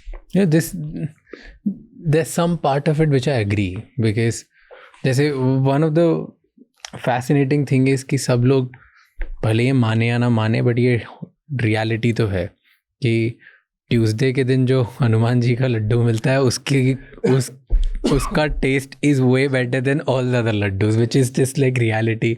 जो मुझे घर में कड़ा प्रसाद मिलता है, जब जैसे कल गुरु नानक जयंती थी, उसकी वजह से जो घर में बना और फिर मम्मी गुरुद्वारा गई और फिर लेके आई, फिर वो प्रसाद अलग ही टेस्ट करता है. भले मम्मी बना रही है, वही हलवा बना रही है, लेकिन कल वाला ज़्यादा टेस्टी था, पता नहीं क्यों और कैसे. वो प्यार में works like that, because that's spirituality. That's where that love is at its peak. आपके अंदर कोई नेगेटिविटी नहीं आती. Imagine अगर हर दिन ऐसा हो. Imagine अगर हर दिन आपकी सोच ऐसी हो. Imagine जब हर दिन आप जब खाना कुक कर रहे हो, आप उसी स्पिरिचुअलिटी के साथ कर रहे हो, उसी प्यार के साथ कर रहे हो. वैसे ही fair. I understand what you are trying to say, but फिर बहुत सारे साइंस ड्रिवन डॉक्टर्स इसको अंडरमाइन क्यों करते हैं, अंडर एस्टिमेट क्यों करते हैं इस पावर को? Because they हमारे इंडिया में बहुत मानते हैं. Because they feel that their analytical thinking is more powerful than the emotional thinking. And they feel कि ये तो हो ही नहीं सकता. Why? Because अब nobody can say, कहते हैं कि इलेक्ट्रिसिटी जा रही है तार से, आपको नहीं दिख रही.